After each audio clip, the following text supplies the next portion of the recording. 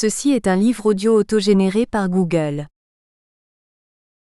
La répétition, symptôme et réparation d'un être au monde problématique.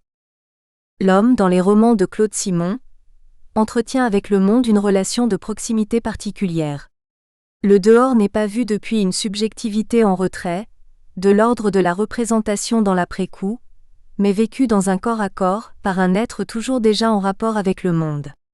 C'est pourquoi, à la suite de Merleau-Ponty qui lui-même l'avait emprunté à Heidegger, Dasein, on peut utiliser le terme des êtres au monde pour signifier cet engagement dans le monde de l'homme qui ne peut exister qu'en référence essentielle avec une extériorité, double paternité que Claude Simon ne saurait désavouer lorsqu'on trouve sous sa plume le trait heideggerien étant les choses, les temps, G. 80, et lorsqu'on connaît sa relation privilégiée avec le philosophe français, ce dernier ayant utilisé les romans de Claude Simon dans ses cours au Collège de France. Dans ses notes de cours, Merleau-Ponty a lui-même souligné la position très originale de l'homme au monde simonien. Claude Simon, sa profonde nouveauté, ne plus rendre ce qui est du dehors. L'espace, le temps, les hommes selon leur figure comme figure, contour extérieur et perspective, mais comme présence. Sans qu'entourant, transparent, mais comme une chose qui existe totalement.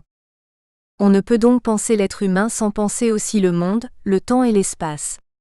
Et précisément, la répétition textuelle des thèmes, des pratiques narratives, des procédés d'écriture signale un être au monde en souffrance. La répétition est le symptôme qui, par sa pesanteur, attire l'oreille ou l'œil sur le malaise des êtres, du monde, du réel. Mais parallèlement, la répétition, comme principe de constance et de conservation, de retour du même et de l'analogique, va suturer les fissures de l'être au monde en déroute. L'être.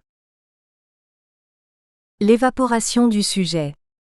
Le roman moderne est caractérisé par une instabilité du personnage, qu'explique dans la littérature d'après-guerre et en particulier chez Simon, une conception de la personne, ruinée par des conditions traumatiques dévastatrices comme la guerre, le danger de mort, les camps. Un certain usage de la répétition révèle la dislocation de la personne simonienne et la précarité de l'être dans son identité, dans sa conscience et dans son corps. L'identité en question.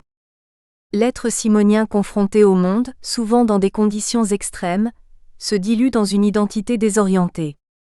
L'identité se déduit d'un faisceau de caractéristiques, nom, prénom, adresse, profession, apparence physique, qui détermine un être unique, dont la personnalité repose sur un noyau stable. Or précisément, le moi du héros simonien n'est vécu ni par lui-même, ni par les autres personnages de la fiction, ni par le lecteur comme une essence, comme une permanence, comme une unité. Dans les 4 œuvres du corpus, l'identité n'est pas une donnée a priori, elle est une conquête.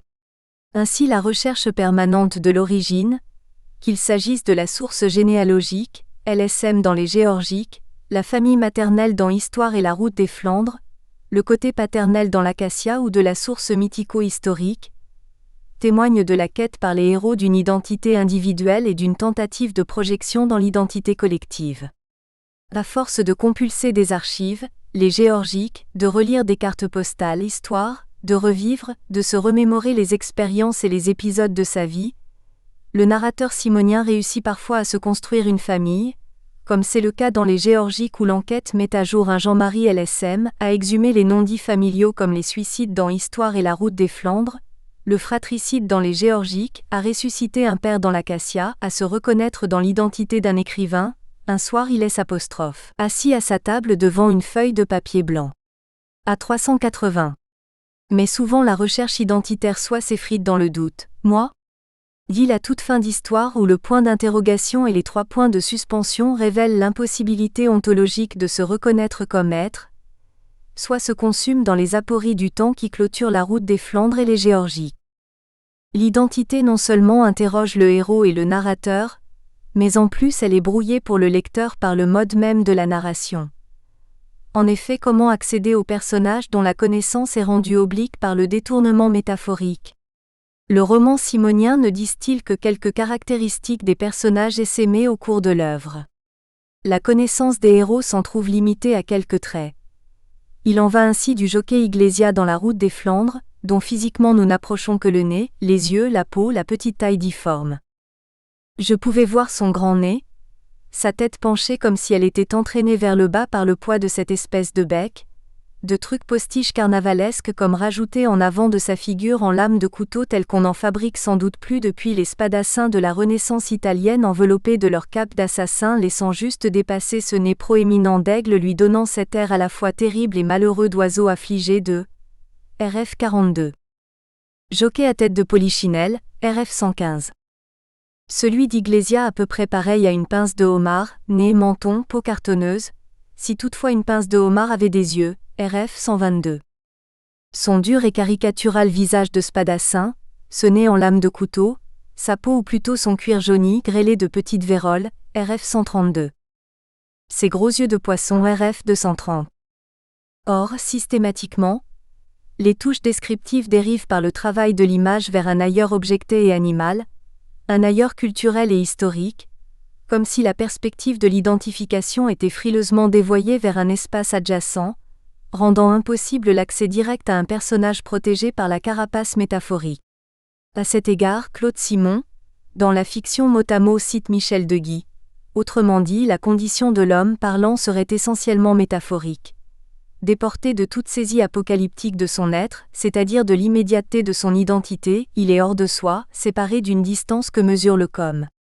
Et nous renvoie à l'absence de coïncidence entre la langue et l'identité.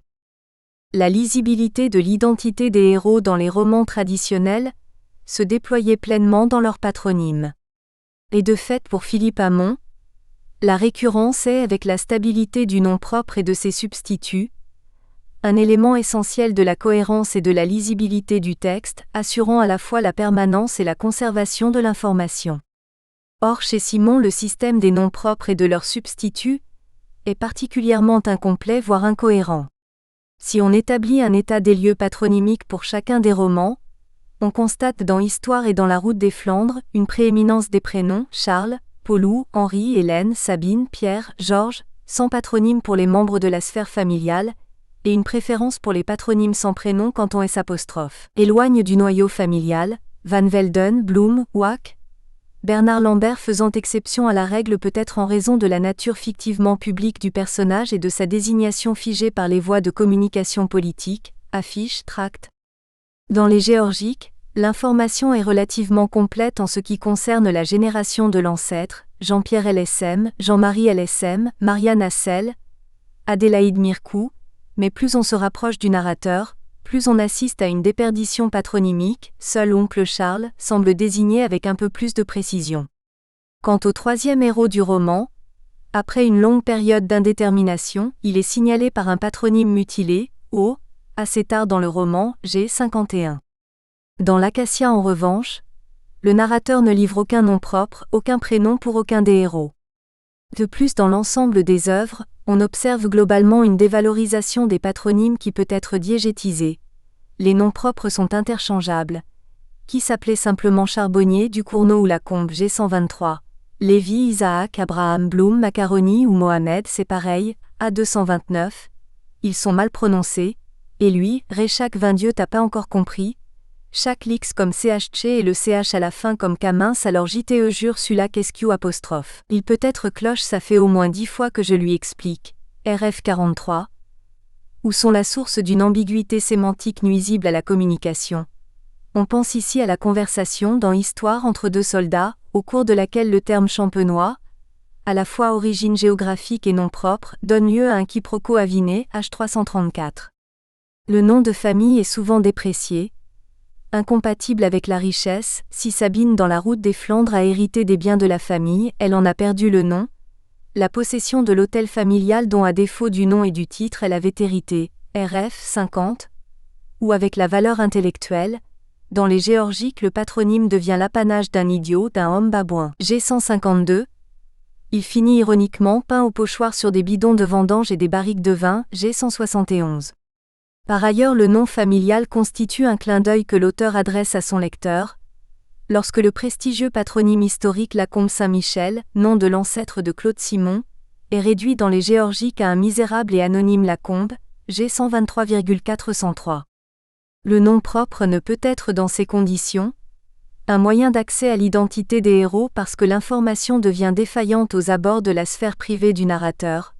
peut-être par réflexe de protection, le nom étant le premier rempart de l'intériorité, peut-être par méfiance à l'égard d'un patronyme, c'est-à-dire d'une lignée, d'une famille avec laquelle tous les comptes ne sont pas soldés. Ensuite, car au cours du temps, les œuvres utilisent de moins en moins le patronyme comme outil de reconnaissance des héros, personnages qui deviennent à terme, avec l'Acacia des références en signes.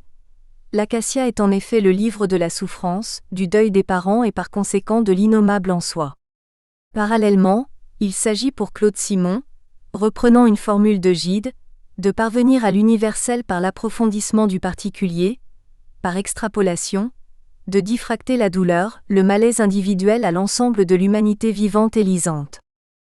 L'observation du mouvement des noms propres, d'une œuvre à l'autre, permet inversement de conclure que le patronyme peut aussi se présenter comme un signe sans référent, sauf peut-être comme un référent culturel dévalorisé, un stéréotype. « Je ne m'appelle pas Lévi », dit le petit juif. « Et moi je ne m'appelle pas Macaroni », répond le jockey italien A229. En effet, le retour des noms propres est assez fréquent dans les œuvres. Souvent ils reviennent avec une relative cohérence. Charles est l'oncle du narrateur, artiste et viticulteur, dans La Route de Flandre et dans Histoire de Reichenbach demeure l'officier de cavalerie hautain, assassiné sur la route des Flandres dans les mêmes romans et dans l'Acacia. Dans ces deux cas, les personnages, dont les noms propres sont les substituts, ont des physiques et des activités stables et occupent des fonctions durables. Mais le prénom Corinne par exemple, renvoie dans La Route des Flandres à la cousine par alliance de Georges. Dans Histoire, il représente à la fois la cousine Germaine et la petite cousine, fille de Paulou du narrateur. Henri est le père du narrateur dans Histoire et le prénom de l'ancêtre Reichenbach dans La Route des Flandres. De même, Reichenbach est employé dans La Route des Flandres indifféremment pour le capitaine et son ancêtre général. Le Georges, évoqué dans la conversation d'une voisine de table du narrateur d'Histoire, contrefait le Georges de La Route des Flandres, h. 172. Le retour des mêmes prénoms pour des personnages différents interroge ainsi sur le prénom comme signe identifiant et favorise le tuilage des épisodes et leur confusion.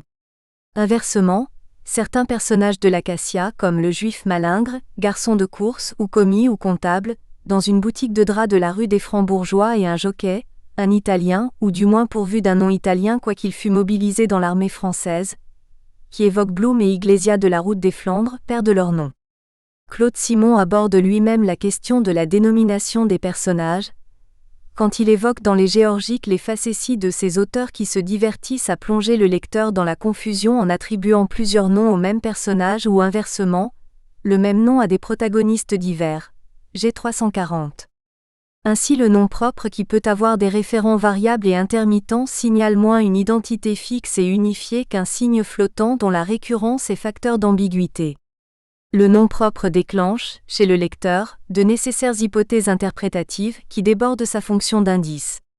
Par conséquent, la répétition d'une pratique confuse des dénominations et leur récurrence trompeuse dans les textes conteste la possibilité d'une identification et donc d'une identité des héros.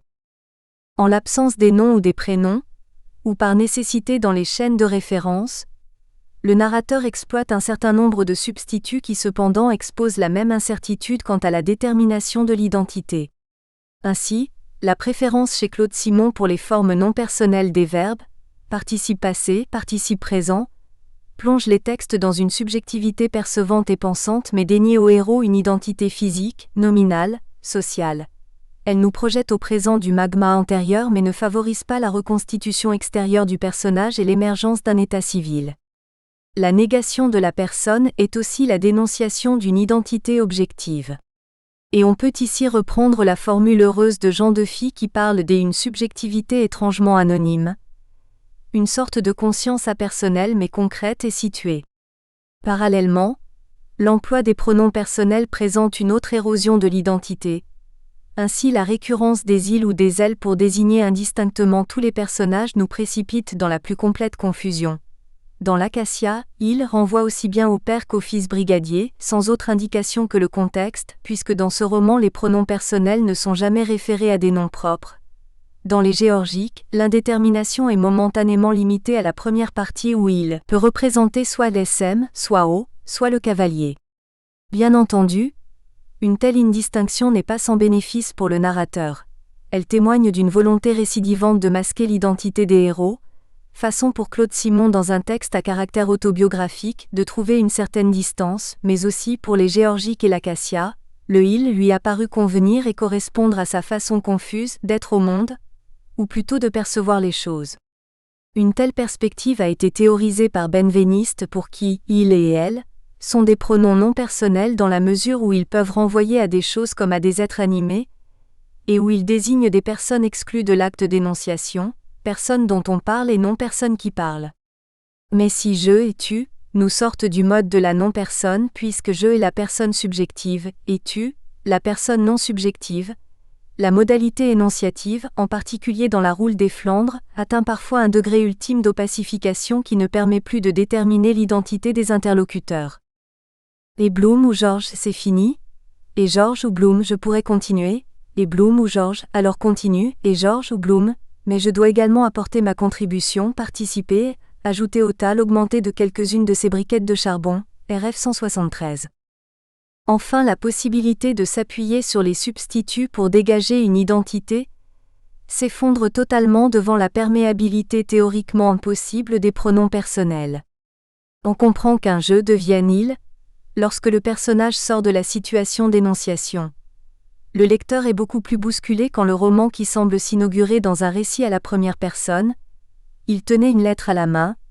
Il leva les yeux, me regarda, puis de nouveau la lettre, puis de nouveau moi, RF 9, bascule soudain dans un glissement du je au il. J'étais pour ainsi dire englué, et peut-être parce que nous dûmes faire un détour pour l'éviter, et plutôt le devinant que le voyant, c'est-à-dire,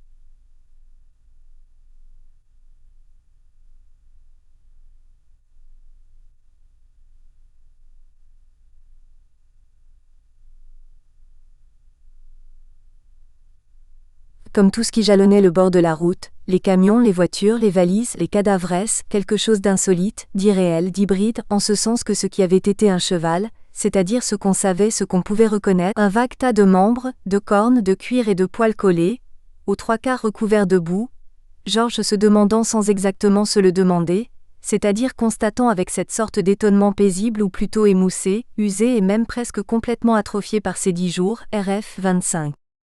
De tels décrochages narratifs, du il au je, RF 45,142, ont été largement décrits et rationalisés par la critique simonienne. Changement de voix peut-être simplement dû pour Dominique Viard, dans une perspective de génétique littéraire, au fait que Claude Simon a écrit ce livre par fragments, et que certains de ces fragments étaient à la première personne, d'autres à la troisième, selon un principe d'hésitation scripturale bien connu. L'analyse narratologique de Dominique Lancereau qui oppose un X-je, et l'énonciation, soit I, pareillement tâtonnante, aventureuse, émanant cette fois d'un récitant scripteur. Le même texte continue autrement. Hypothèse psychologique de Didier Alexandre qui voit dans la dispersion des voix les incertitudes liées à la mémoire, à la fatigue, à l'ivresse et comprend dans le décrochage je-il le clivage d'un personnage qui a un rapport difficile à sa propre image. Personnage qui demeure clivé par la guerre qui a ouvert une blessure et provoqué la perte du virginal et de la fraîcheur de la jeunesse. Cette blessure métaphorise la conscience du temps et de la condition fragile et souffrante. Bernard Andrès lit quant à lui, dans le passage du je au il, un surcroît d'activité mentale, perspective ontologique de Merleau-Ponty qui à la lecture des œuvres simoniennes conclut que nous ne vivons pas avec des consciences dont chacune serait un je inaliénable et insubstituable, mais avec des hommes doués d'un corps verbal et qui échangent ce corps verbal. Être suivant le moment je ou tu ou il, ou ce qui est encore autre chose, élément d'un nous, vous, il et cela à ses propres yeux. En tant que nous vivons dans le langage, nous ne sommes pas seulement je, nous hantons toutes les personnes grammaticales, nous sommes comme à leur entrecroisement, à leur carrefour, à leur touffe. Claude Simon rompt les distinctions classiques entre je et l'univers. L'homme n'est plus le centre du monde mais parmi les choses. L'utilisation du on dans les œuvres du corpus marque bien l'effacement de la personne et la désertion de son identité. Dans l'Acacia par exemple, Le on représente la force étrangère et hostile des pouvoirs militaires et politiques A35 232,233. Tout groupe impersonnel et anonyme de soldats, de villageois, de témoins et de membres de la famille A11,87 293 324,327. Plus largement encore, on incarne le sens commun, un des universaux de L'. Expérience ordinaire, ainsi le brigadier jeune et son compagnon se rendent en URSS, comme on va dans un jardin zoologique regarder des bêtes curieuses. A 191,15 155,239, 284 326,328. Le on est donc par excellence la négation de la personne, comme l'illustre cet exemple. Plus tard on raconta ceci au brigadier, on, c'est-à-dire un fantôme au crâne rasé, A34, ou encore le « alors on continue » adressé par le colonel suicidaire à ses 3 compagnons d'infortune. On stigmatise une dépersonnalisation des héros dans des contextes d'esclavage, de grégarisme et de mort.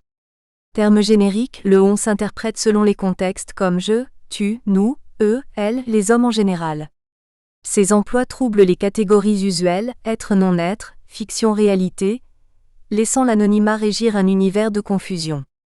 Se dessine ainsi une confluence entre le brouillage simonien de l'identité et ta théorie du chiasme, telle qu'elle est développée par Merleau-Ponty dans son dernier ouvrage, Le visible et l'invisible. Ce vide, cette béance au cœur d'un sujet qui ne cesse de vouloir recomposer son unité apparente pour pouvoir parler. L'identité du sujet se donne en même temps comme non-identité, comme un clivage entre soi et soi. La contestation de l'identité du héros comme essence bouscule aussi la possibilité de son identification et le lecteur, à défaut de nom propre, aux prises avec un système patronymique et pronominal, fluctuant ou imprécis, s'en remet finalement pour distinguer les personnages, à des périphrases identifiantes occupant en somme une fonction identique à celle que Roland Barthes voit au nom propre.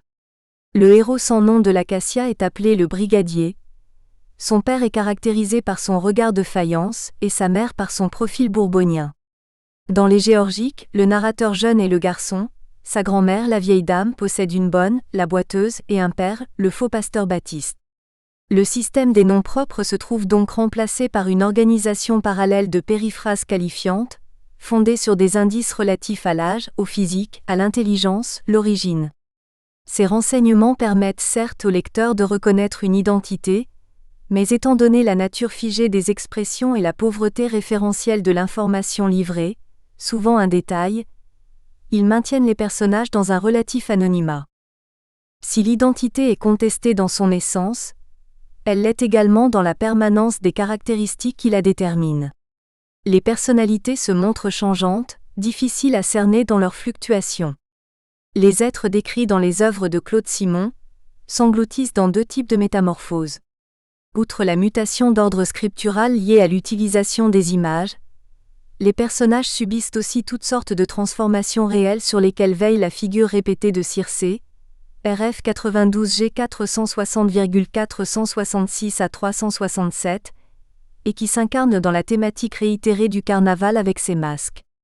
Mais la référence carnavalesque ne renvoie jamais dans les œuvres à une réalité festive.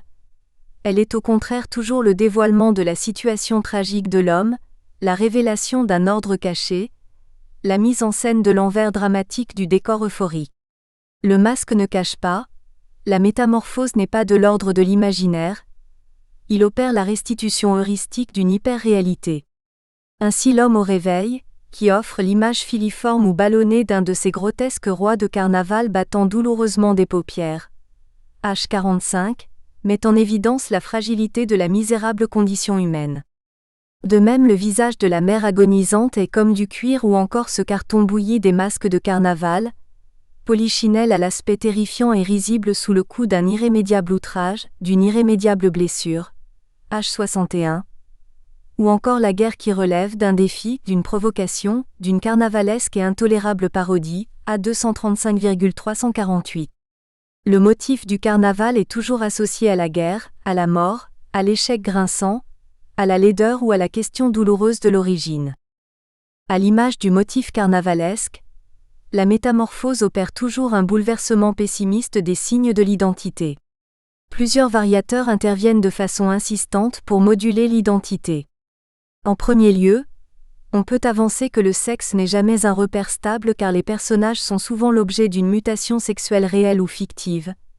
Ainsi dans l'Acacia, la tante du narrateur qui reprend à la suite de son père décédé l'exploitation agricole dans les montagnes du Jura se métamorphose progressivement en homme.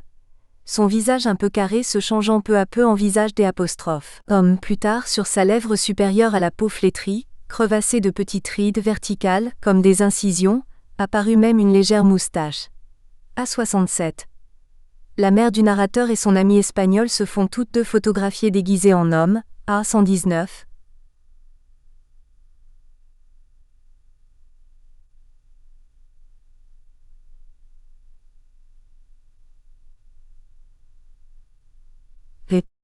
Les personnages apparaissent ainsi à la limite du transsexualisme, mais s'ils assument pleinement leur sexualité, ce sont le désir ou la jouissance qui dans ce cas les transforme, comme la mère dans l'Acacia qui de chrysalide devient papillon, A268. L'animalisation et végétalisation opèrent alors une débilisation de l'identité. Lors de sa relation amoureuse avec Corinne, Georges se met à laper, à sucer, à ramper comme un chien ou comme l'âne d'Apulée, RF 268,269, sous la férule de cette tige sortie de moi, cet arbre poussant ramifiant ses racines à l'intérieur de mon ventre, mes reins m'enserrant l'hier griffu se glissant le long de mon dos. RF 237, à l'image de la mère dans L'. Acacia qui exprime sa féminité dans cet orgastique état de végétal épanouissement. A144. L'environnement est également un facteur de mobilité de la personnalité. Le contexte spatial, par exemple, transforme l'oncle Charles, et le narrateur d'histoire avoue que, chaque fois qu'il regagnait Paris à la fin des vacances, l'être que je connaissais subissait comme une métamorphose, H86. De fait, les romans de Claude Simon exposent une dissolution de la personnalité dans le décor par une sorte d'identification au milieu. Charles, toujours, semble se fondre dans l'atelier de l'artiste auquel il est venu rendre visite, pour finalement s'évaporer, à tel point qu'à la fin il ne resterait plus de net que le décor de l'atelier, tandis que les silhouettes des personnages se brouillent de plus en plus, s'effacent, ne laissent plus que d'immatériel traîné, H301. Si les lieux absorbent l'individu, le contexte idéologique dont ils sont marqués occasionne à son tour une métamorphose des caractéristiques du personnage. Un homme traqué par les communistes de Barcelone comme O dans les Géorgiques, ou par les nazis, lorsqu'il s'évade de son camp de prisonniers saxons, comme le brigadier dans l'Acacia, devient fantôme, A336 RF 158. Rat dont on s'occupe à débarrasser les caves ou les greniers, chèvre contre le loup, G266 A349. Le père de l'Acacia, de même que O, reviendront transformés des terres lointaines où des aventures nouvelles, souvent douloureuses, ne les auront pas laissés indemnes, car les expériences sont également un facteur de l'habilité de la personnalité. O est expulsé de lui-même en quelque sorte, obligé de se déjuger, G354. Quant au père, il passe de l'état de gamin à celui de barbare, A83. Difficile donc, dans les œuvres de Claude Simon, d'établir un bilan stable des caractéristiques individuelles, d'autant que le temps y est de façon répétitive un agent de perturbation. Le héros simonien est sans cesse en quête de son identité qu'il recherche dans les états chronologiques de son moi. Facteur de changement, l'âge ne permet pas de dessiner les contours durables d'une identité constante. Le personnage évolue au cours du temps et le mobilisé de 1940 considère avec ironie le jeune homme qu'il fut 3 ans auparavant, lors de son voyage dilettante à travers l'Europe menacée, mais que nous étions jeunes. A 177,178-190. De même, il voit comme un tricheur celui-même faussement libertaire qui s'est joint quelque temps à la guerre civile espagnole, A 193. Les textes montrent ainsi de façon répétitive ces évolutions, ces modifications dans la personnalité des protagonistes, cette complexité issue du temps, des lieux, des expériences, et qui empêche d'identifier clairement et avec constance les particularités d'un individu. Enfin, pas plus qu'il n'y a une essence et une permanence de l'identité, il n'y a une unicité des caractéristiques identifiantes. Dans les romans de Claude Simon, aucune individuation n'est envisageable, et de ce fait l'identité personnelle se dissout dans une sorte de fortune collective, ce qu'expose manifestement la superposition des destins. Dans la tradition saussurienne, Le principe différentiel est précisément ce qui constitue la langue en système et produit du sens. Sur ce modèle linguistique, Philippe Hamon, qui considère a priori le personnage comme un signe, affirme que le signifié du personnage, ou sa valeur, pour reprendre un terme saussurien, ne se constitue pas seulement par répétition ou par accumulation et transformation, mais aussi par opposition, par relation vis-à-vis des autres personnages de l'énoncé. Dans un roman, le héros doit donc être toujours suffisamment ressemblant à lui-même pour être reconnu, mais assez différent des autres pour être identifié. Or, dans les romans de Claude Simon, non seulement les caractères fédérateurs ne sont pas très stables, mais en plus les traits distinctifs ne sont guère pertinents car un des modes de récit privilégiés par l'auteur est la superposition des destins, qui devient véritablement une source de confusion. Le brigadier de l'Acacia connaît le même destin que son père. Le père meurt à la guerre un 27 août, le fils y part un 27 août. L'un est officier, l'autre brigadier. Tous deux prennent le train au moment de la mobilisation, A52A, 153. Tous deux porteront une plaque d'identité, A62,325 A228. L'arbre jouera dans leur deux vies un rôle fondamental. Le père meurt appuyé contre un arbre A61, à l'inverse, c'est dans une forêt que le fils trouvera refuge lors de son évasion, A350, et près d'un acacia qu'il puisera la force des apostrophes. Écrire, A380. Dans Histoire, les destinées du narrateur et de son oncle Charles se rejoignent dans le veuvage. Oui, c'est une tradition de famille chez nous, je veux dire le veuvage, H69. Les trois protagonistes des Géorgiques connaissent la guerre, la violence, la désillusion. L'un au cours des guerres napoléoniennes et la disgrâce dans laquelle le maintient l'empereur, l'autre lors de sa participation à la guerre civile espagnole et de l'épuration que connaît Barcelone pendant l'été 1937. Le narrateur enfin qui fait l'expérience du chaos durant une embuscade allemande et sa détention dans un camp de prisonniers. On retrouve cette même convergence dans la route des Flandres, entre le sort d'un de Rekschach qui subit la défaite en mai 1940 et se suicide sous le feu d'un tireur isolé, RF-13, et d'un Rekschach militairement humilié par les Espagnols, RF-53, et qui se donne la mort, RF-53,76. Autant de vies qui s'entremêlent, se ressemblent, rendant parfois impossible la détermination du personnage concerné. Il couche dans les étables. Il couche dans les bois. Il couche sous la tente. Il couche dans une église incendiée, G31. Un tel passage situé au début des Géorgiques met en évidence le total brouillard dans lequel se meut le lecteur en quête d'indices sur l'identité des héros, car il ne peut s'aider ni du système patronymique, ni des repères pronominaux, ni de la spécificité des destins puisque ces quatre phrases sont a priori imputables à LSM, à O et au cavalier. La coïncidence des vies n'engendre pas que des ambiguïtés, elle est aussi porteuse d'une œuvre à l'autre, de contradictions dans la détermination des identités. Ainsi Georges de la Route des Flandres et le brigadier de l'Acacia qui connaissent la même expérience en 1940. Une embuscade allemande, une survie inespérée, une chevauchée suicidaire aux côtés d'un supérieur hiérarchique devenu fou, un voyage en train vers un camp de prisonniers, un avilissement et une souffrance physique insupportable dans ce même camp, les mêmes amitiés. Ces deux personnages donc qu'on pourrait presque confondre sont issus de deux familles différentes et même opposées. La mère de Georges se présente comme une femme hystérique, volubile, tapageuse, tandis que la mère du brigadier se voile d'un veuvage austère et mortifère. Pareillement, le père de Georges est un être en expansion tant par sa graisse que par ses mots écrits et parlés, alors que celui du brigadier est un militaire, un ascète bruni au soleil des tropiques, à l'écriture laconique.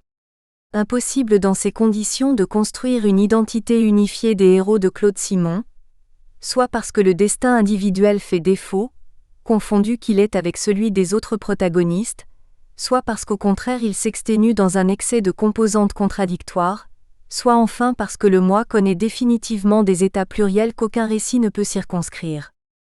Essayez de vous chercher, écrit Claude Simon dans La corde raide, je est un autre. Pas vrai, je est d'autres.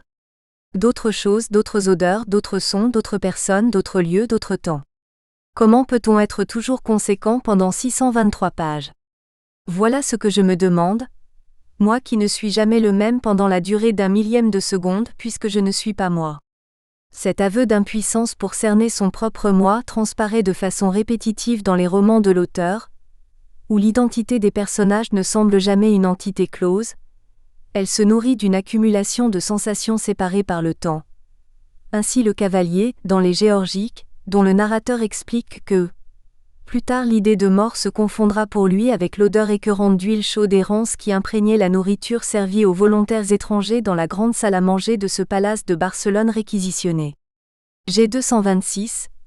Plus tard encore et pour de longues années, cette même idée de mort sera pour lui inséparable des noms d'une suite de hameaux ou de villages s'échelonnant entre la Meuse et la Sambre. G227. Le moi se construit sur des contradictions dues aux évolutions diachroniques de la personnalité tâtonnante, comme par exemple Lambert, dont l'idéologie semble d'abord marxiste, H220,337, qui devient finalement le seul à pouvoir empêcher les communistes d'être élus, à pourfendre la terreur ou la dictature des cominformistes, H332. Le personnage est sans cesse écartelé entre des temporalités différentes, représentées dans la narration par les analepses et les prolepses. La présence à soi, unifiée dans l'ici et maintenant, est pulvérisée par le retour mémoriel de l'autre que je fus et par la prévision de celui que je serai. La complexité dans le traitement narratif du temps, chez Claude Simon, rend compte de cette impossible production d'un être regroupé. Un narrateur se souvient, tenté, qu'il a vécu une expérience, tenté 1, au cours de laquelle il se rappelle un épisode de sa vie, tenté 2, pendant lequel il s'est projeté dans le futur, tenté 2 plus 1.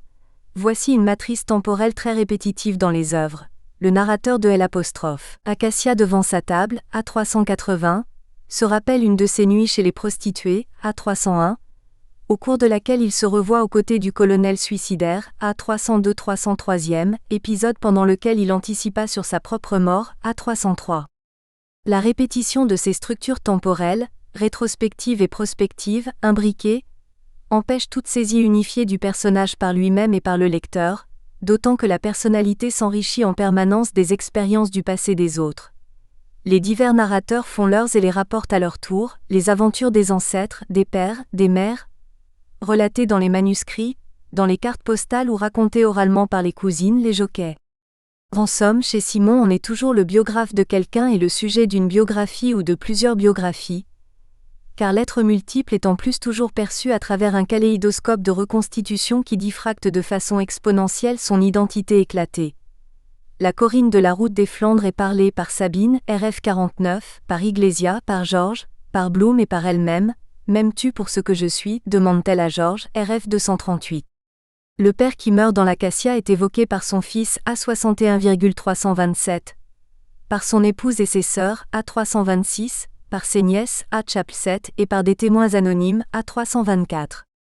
Dilaté par le vécu des autres qu'il s'approprie, le héros simonien est aussi une production de leur discours. Enfin, Je et d'autres, par l'intense capacité des héros simoniens à vampiriser la vie des autres, grâce à la puissance de leur imagination, à leur propension à l'identification. À partir de la photographie de l'atelier d'un artiste, sur laquelle figure son oncle, le narrateur d'histoire reconstitue dans un premier temps toute une histoire de désir et de séduction, de bohème et de fragilité, pour ensuite progressivement s'infiltrer dans les émotions qui auraient pu être celles de son oncle, les pirater et faire basculer le récit du il au jeu, H287-288e. Selon ce même processus très récurrent dans les œuvres, le cavalier des Géorgiques imagine, depuis sa propre expérience de l'opéra, une scène dans laquelle figure son ancêtre, LSM jeune. Par un phénomène de projection, le récit glisse insensiblement de l'un à l'autre. Page 27, nous nous situons au 20° siècle, auprès du cavalier enfant accompagné de sa grand-mère. Les références à L'. Opéra des pages 28, 30,32, 33,36 dessinent une zone amphibologique. Mais page 40, nous voici au 18° siècle où l'entracte à l'opéra voit surgir des perruques poudrées et des redingotes. On peut ainsi parler à propos des narrateurs simoniens d'un imaginaire fusionnel qui produit des expériences et des souvenirs transpersonnels. La sensation, la connaissance, la mémoire sont toujours celles de l'autre, que je reconstruis et rapporte indéfiniment afin de donner un sens à mes propres aventures. Tenter de mettre en mots la mort de Rekschach, c'est une façon pour Georges de se débattre avec sa propre fin. Gravité autour du suicide de L'. Épouse de Charles est un moyen pour son neveu de déchiffrer celui fantasmé ou réel, de sa propre femme. Alors, fractionnés, dissous, fusionnés, les narrateurs se trouvent au carrefour de perception, d'émotions, de lieux, de temps, d'expérience, de paroles et de mots qui implosent littéralement la notion même d'identité et justifient l'utilisation de points de vue interchangeables. Une conscience inopérante. L'évaporation du sujet, qui rend la présence de l'être au monde problématique, s'explique aussi par une crise de la conscience. Si l'on définit le sujet, à l'instar de Descartes, comme un être pensant, comme le siège de la connaissance et en cela opposé à l'objet, force est de constater chez Simon que les individus ne répondent pas à cette définition, car ils sont habités par une conscience inopérante. Claude Simon en effet va refondre dans les œuvres qui nous occupent la notion de conscience en remettant en question le présupposé d'une conscience transcendantale. Pour Descartes, la conscience apparaît liée à la pensée, dont elle constitue la saisie immédiate. Par le nom de pensée, je comprends tout ce qui est tellement en nous que nous en sommes immédiatement connaissants. Ce point de vue est explicite aussi chez Claude Simon, où la conscience se ramène à la certitude de penser. Il prit conscience qu'il en était conscient, dit le narrateur à propos du brigadier qui se met à entendre les coups de canon, à 287. Or, si dans la seconde méditation la conscience qu'a le jeu de penser est le fondement de la certitude qu'il a de lui-même, précisément avec Claude Simon il n'y a pas d'identité entre la pensée, la conscience et le jeu. Tout d'abord structurellement, l'humain reste en marge de l'humanité. Il s'absorbe dans toutes sortes d'états végétatifs où la conscience de sa propre activité psychique n'est pas encore advenue, fœtus, n'est plus, momie, ou devient simulacre, fantôme, revenant. Par ailleurs d'un point de vue conjoncturel, les êtres se trouvent fréquemment dans des états de demi-conscience, de semi-léthargie, où s'effondre la possibilité de donner un sens, de s'inscrire dans une causalité, de se repérer dans le temps et dans l'espace, la capacité de penser, de décider et d'agir. Ces états s'expliquent par la fatigue et le sommeil, RF 26 29,32 37 38e 44,99 210,265 G 87,306 à 285,293 366 par L'. Ivresse, RF 207 109 116 188 191e 205 207 289e H 335 339e à 187 189e par l'orgasme, RF 253 264 265e à 369, L'. Évanouissement suite à un bombardement, RF 146 148e, 160 H, 178 à 88,90, ou encore par la sénilité, RF 58,265, l'arriération mentale, G, Chap 3, et la folie, RF 243 à 290,299.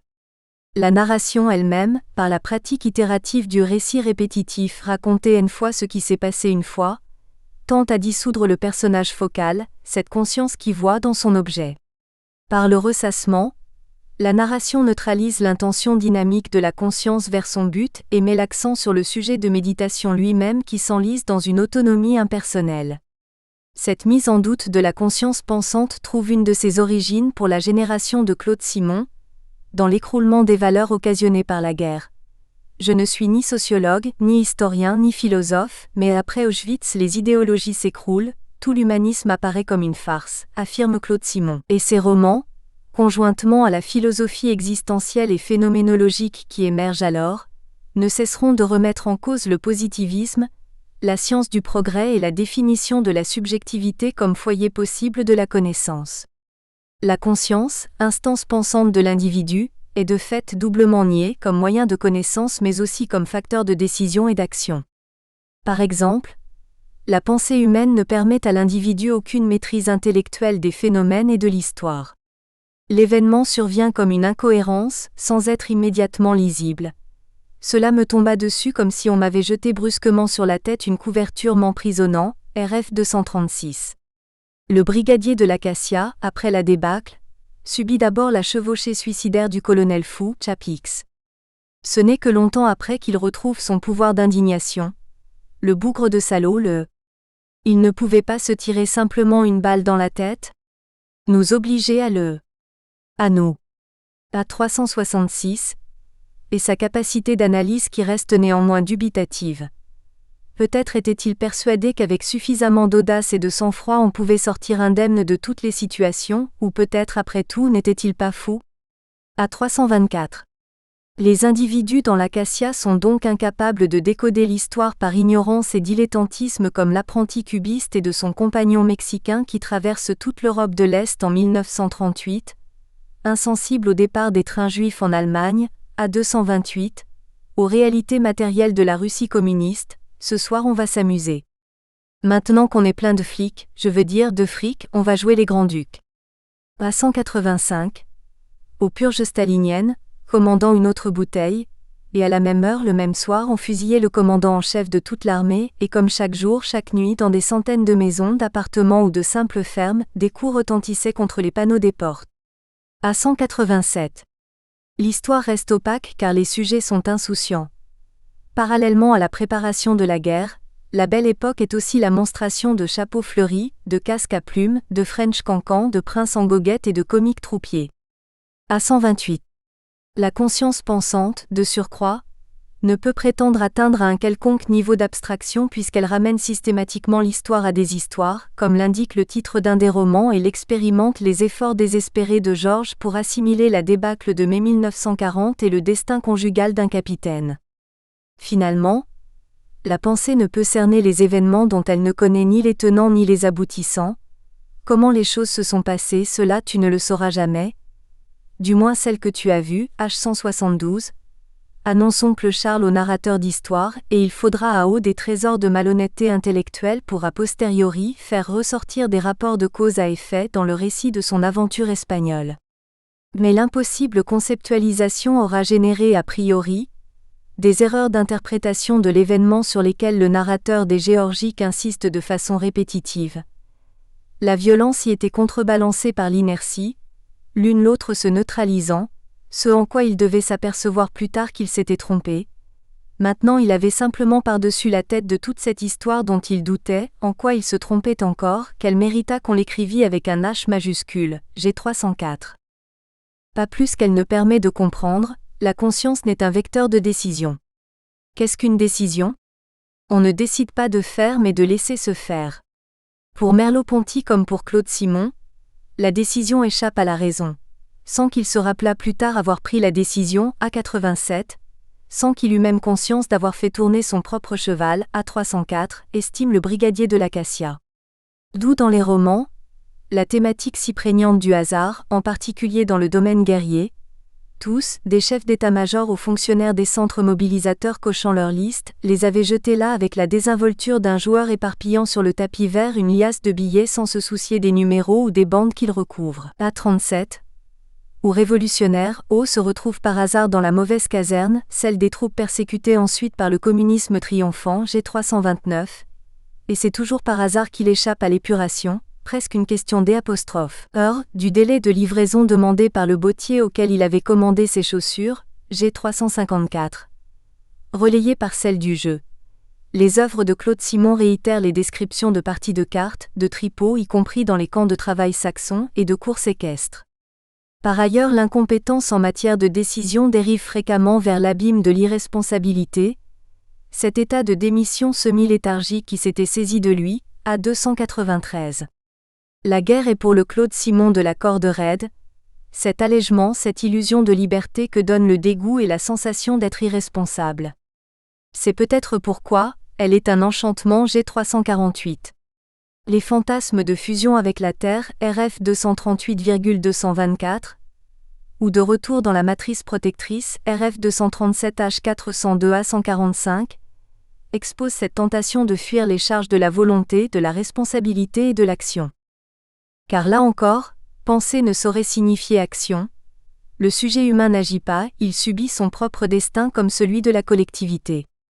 Il semble toujours que l'être simonien, seulement quelque chose de fluide, translucide et sans consistance réelle, comme nous le sommes d'ailleurs tous plus ou moins dans le présent.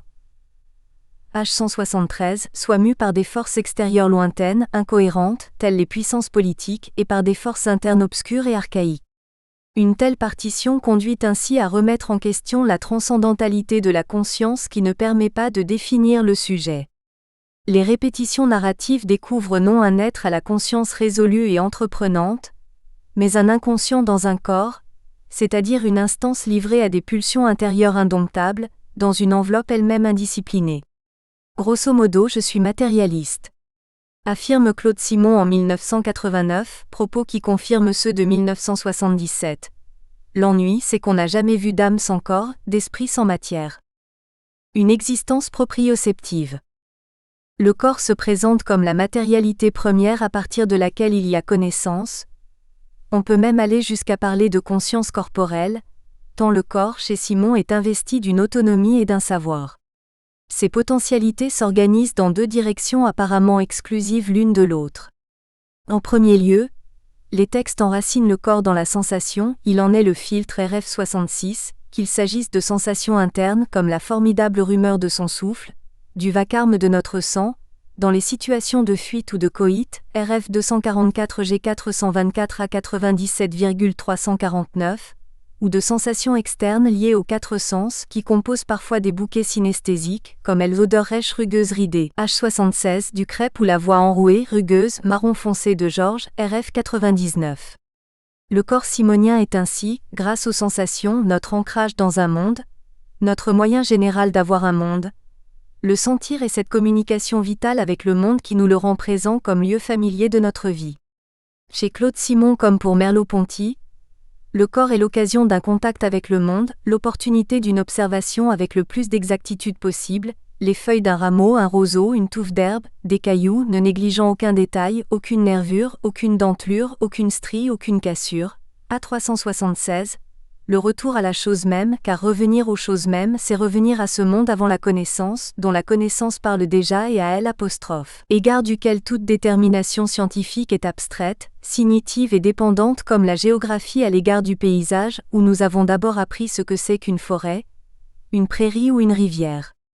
Pourtant, si chez les deux auteurs, le corps permet une reconquête du sensible, bouleversant une conception transcendantale de la connaissance, pour le philosophe français le retour à l'évidence vécue est indissociable d'une conscience réfléchie, spécifiquement humaine, tandis que chez le romancier il y a un savoir pur du corps indépendant de toute intellection, un lieu physique de connaissance. La tête, le cerveau lui-même encore absent, endormi, le corps agile sursaute, sans cesser de penser, le corps, de calculer des apostrophes, organisé, de combiner avec une foudroyante rapidité, RF 181, permettant à la savante Virginie de tromper son mari des faits.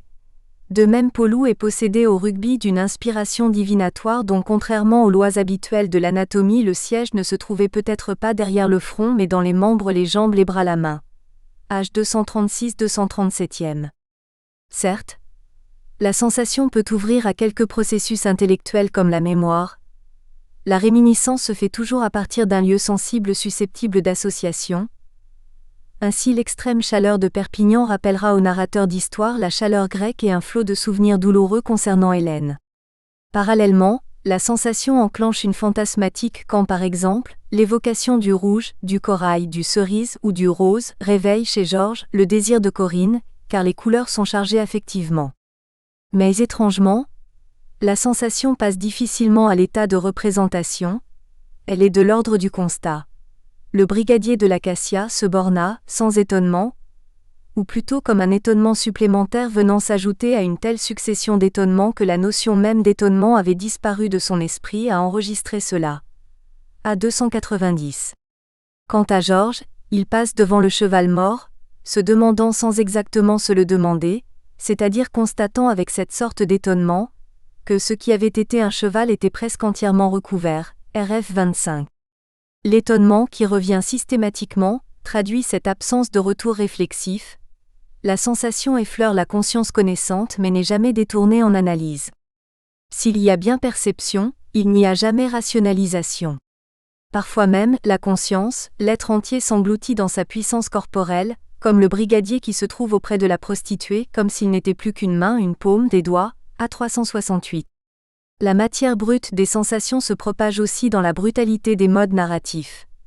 Les présentatifs du type « et ceci » et « cela » ou encore les participes présents maintiennent le lecteur dans la stupeur d'une sensation primaire, la perception est imposée au lecteur comme elle l'est au héros.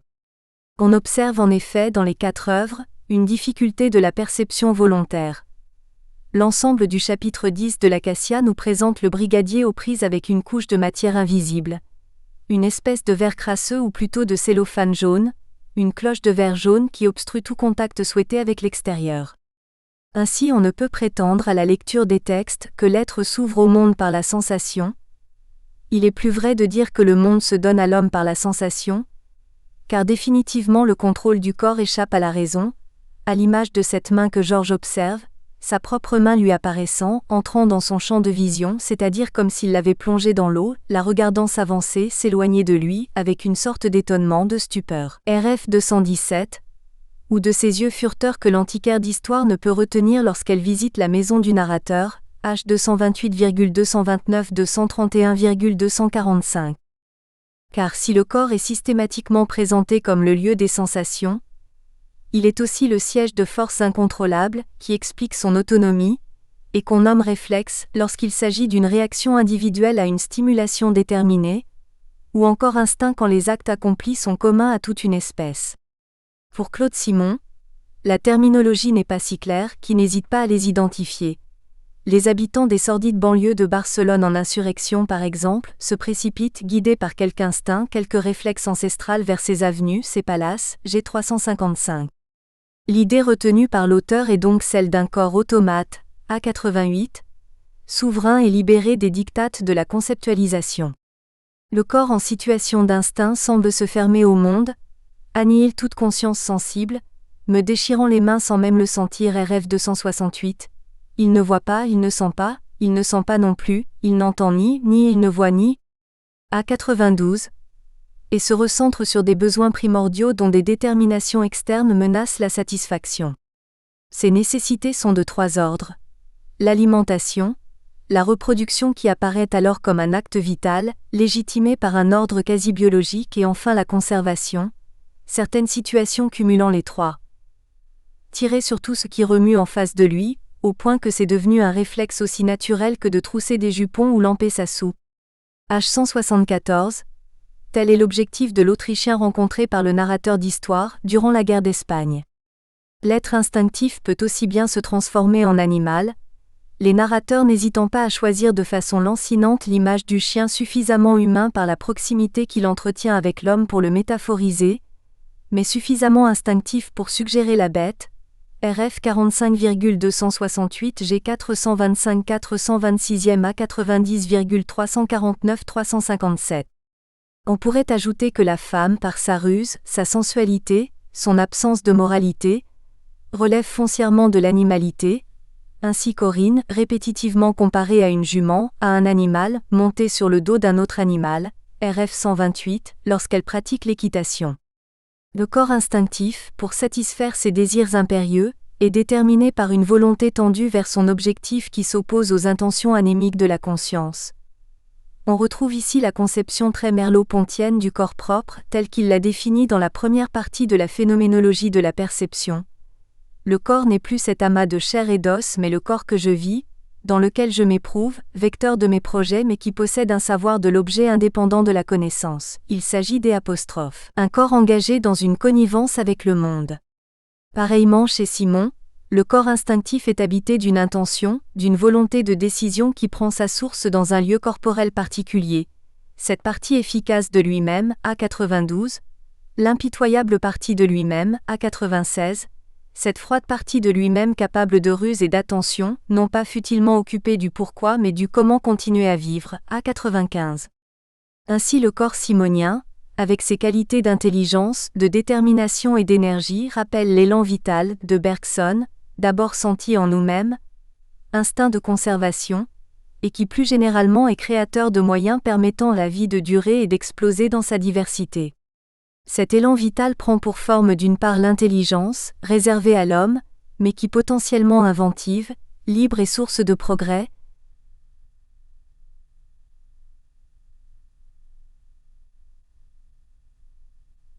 reste misérablement enfermé dans son abstraction et ses habitudes, et d'autre part l'instinct infaillible et qui conserve un lien originaire avec la vie.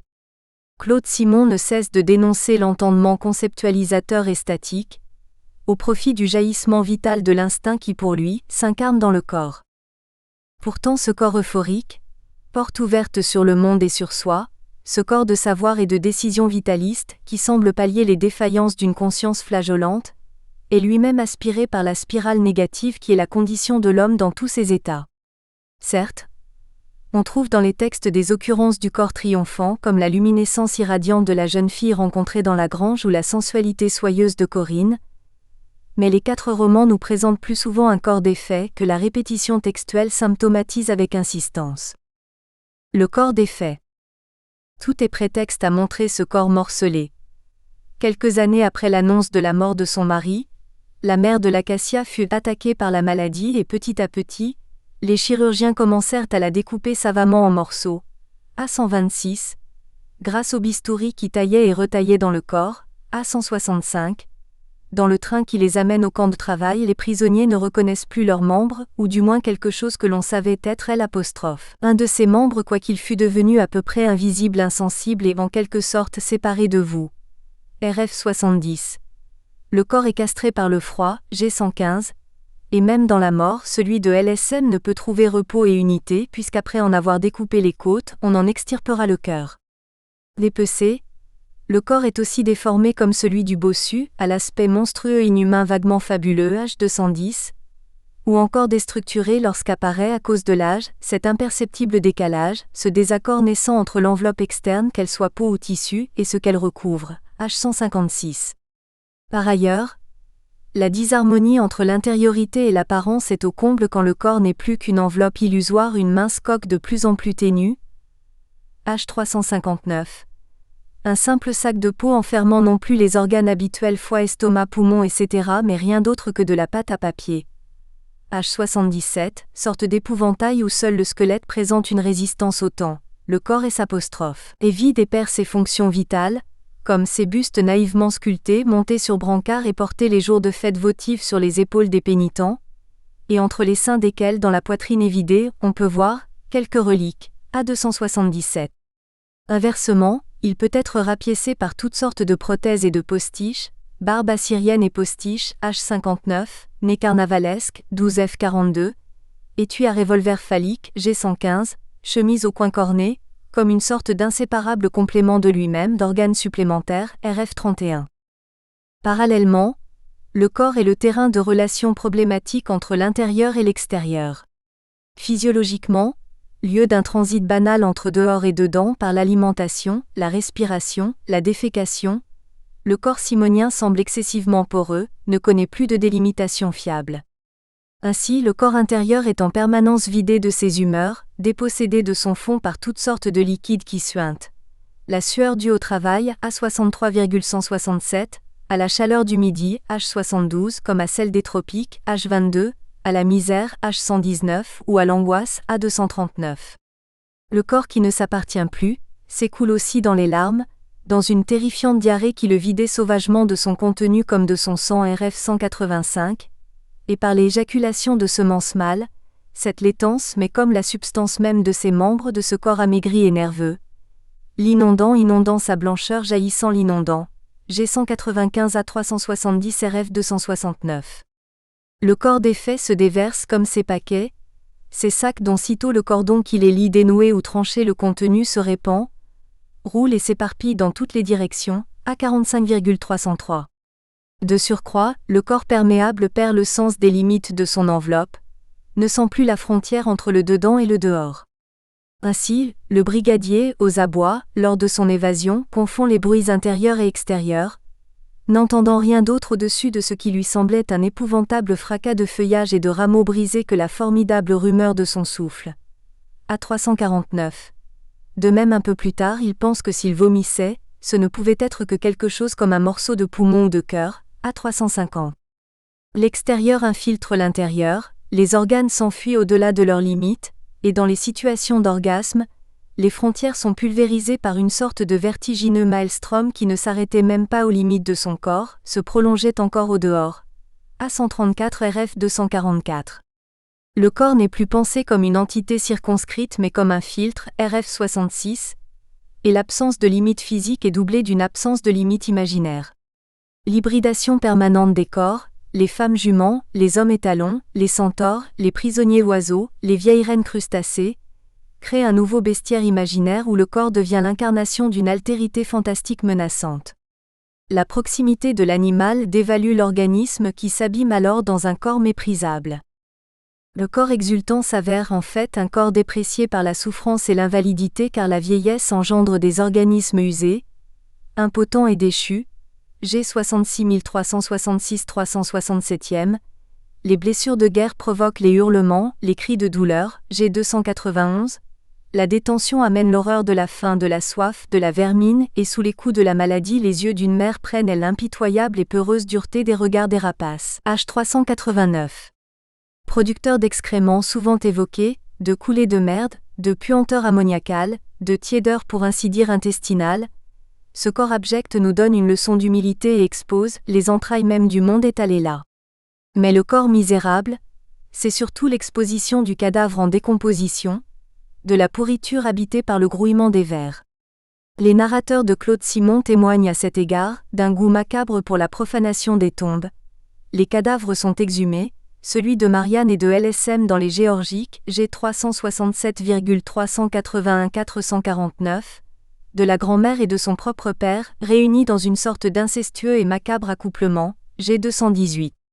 Contrairement à tous les codes de bienséance, le corps est exhibé dans sa matière en devenir, que toute notre civilisation hygiéniste et euphorisante tente de neutraliser. À leur façon, les textes essaient aussi de lutter contre cette sorte de transmutation ou de transsubstantiation accélérée RF 97 de la matière par la pétrification des organismes humains. Le corps de chair se transforme en corps de pierre, A14, lorsque l'homme devient un buste, G 243-247e, lorsque les rigides baleines d'écorcés, H20, la lourde carapace de drap, de cuir, de courroie, RF 106, forment une gangue protectrice contre la corruption physique. Mais pourvoyeur de déchets, le cadavre devient lui-même débris, sac, outre, chose, lorsqu'il ne s'évanouit pas complètement. Dans le chapitre 1 de l'Acacia, la mère, les tantes et l'enfant partent à la recherche désespérée d'un corps irrémédiablement perdu. Chez Simon, le corps est l'instrument d'une relation transitive avec le monde que ne permettent pas pleinement les composantes spirituelles de l'être.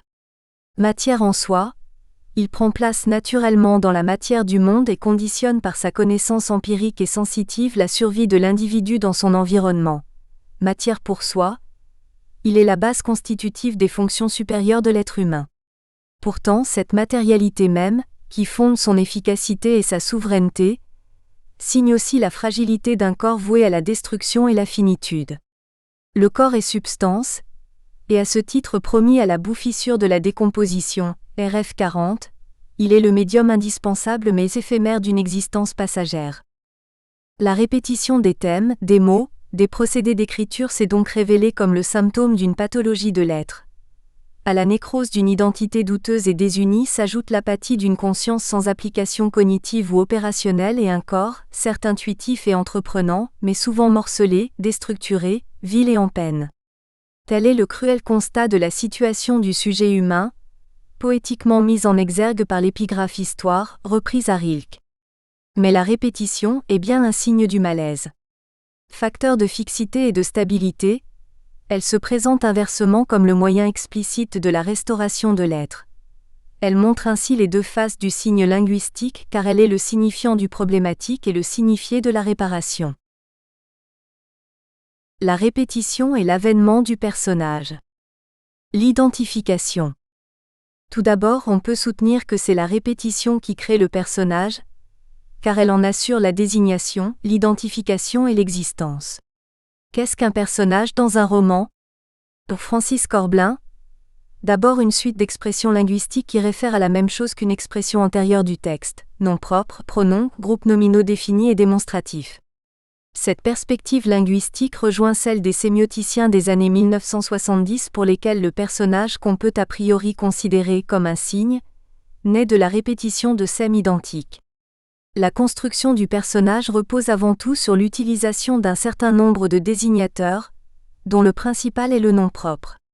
Or précisément, les romans de Claude Simon, où le nom propre est ambigu ou inexistant, mettent en place des stratégies de substitution toutes fondées sur la répétition pour permettre de donner corps au personnage, qui sans patronyme se présente comme un référent sans signe, comme un morphème en creux. Un relevé systématique des mots ou groupes de mots, désignant les personnages principaux de l'Acacia, le père, la mère, le brigadier, les tantes, a permis de dégager ces procédures. Les pronoms, qui ont parfois une valeur discriminatoire concernant le nombre et le sexe, elles égalent les tantes, elle égale la mère, mais qui restent cependant très ambigu, il égale le père ou le fils, trouvent dans la répétition deux sortes de solutions. Le pronom peut être repris par une parenthèse identifiante du type « il », le brigadier, ou être fixé par un indice du contexte qui dans une évocation préalable déterminait le personnage avec assurance. Par exemple le « il » anonyme, apparaissant au chapitre 10, s'identifie au brigadier rescapé d'. Une embuscade, précédemment évoquée au chapitre 4, grâce à la date 1940, à la présence du colonel et de ses acolytes et plus généralement du décor d'une route pendant la guerre. On peut donc distinguer, pour étayer le système pronominal, une répétition volontairement éclairante qui s'appuie sur la reprise explicite de l'antécédent du pronom entre parenthèses et la répétition indicielle d'un contexte permettant de dégager implicitement un référent au pronom. L'une est précise et lexicale, l'autre est globalisante et contextuelle. Les descriptions identifiantes constituent une autre tactique pour pallier le vide onomastique. Les personnages n'existent que par la répétition mot pour mot des éléments qui les caractérisent. La description ou l'évocation du personnage n'a pas pour objectif un inventaire exhaustif et rigoureux. Elle dégage quelques traits pertinents qui seront inlassablement répétés, ou partiellement repris dans des groupes nominaux définis. Ainsi le père est présenté à travers ses yeux couleur de faïence, A61,79-82,124, sa barbe carrée, A82-124,213, ses moustaches en croc, A124-213,331, mais il est aussi l'homme à la barbe sauvage, A146, L', homme à la barbe carrée, au visage marqué par de terribles climats, A312. De même, la mère est toujours caractérisée par son profil bourbonien, A14,17, 21,165, ses deux grands yeux, A110,113 L5 126,133, et ses opulentes épaules, A121,127, et apparaît également comme la jeune fille aux grands yeux, A113. Ces reprises anaphoriques favorisent, face à l'anonymat des personnages, une reconnaissance et constituent un hypercadre qui double le vague des référents, en fournissant des repères qui font signe. Ces anaphoriques de signalement 51 se substituent ainsi aux dénominations. Ils s'étendent à 4 domaines.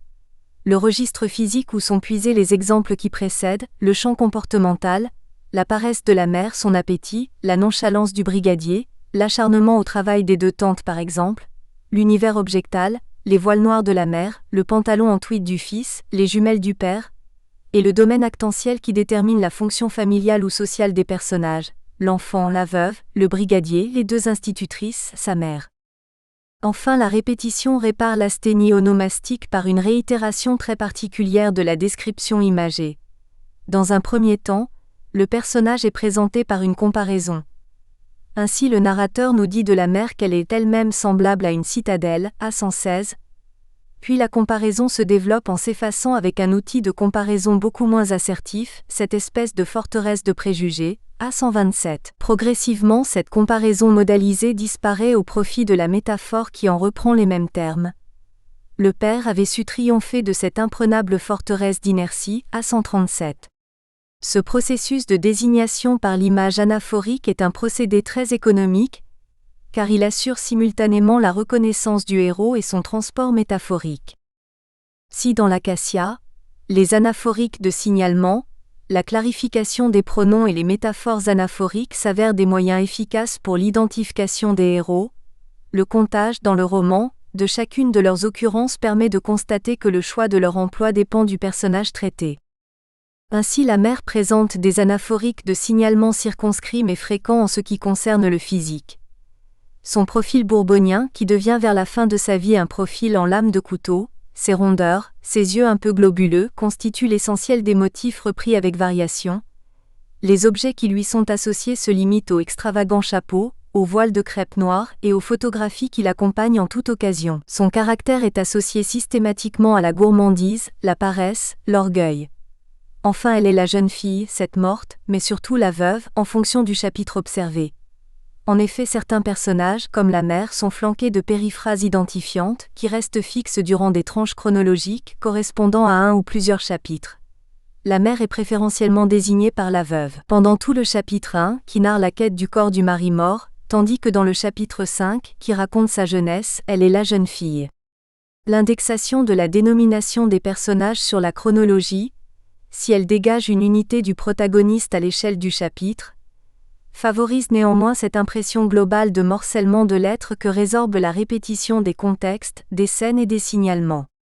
Le relevé des procédés de désignation montre par ailleurs que la mère prétend peu à confusion du point de vue pronominal, puisqu'elle est le seul « elle » du roman, occasionne peu de pronoms précisés soit par une parenthèse, soit par le contexte.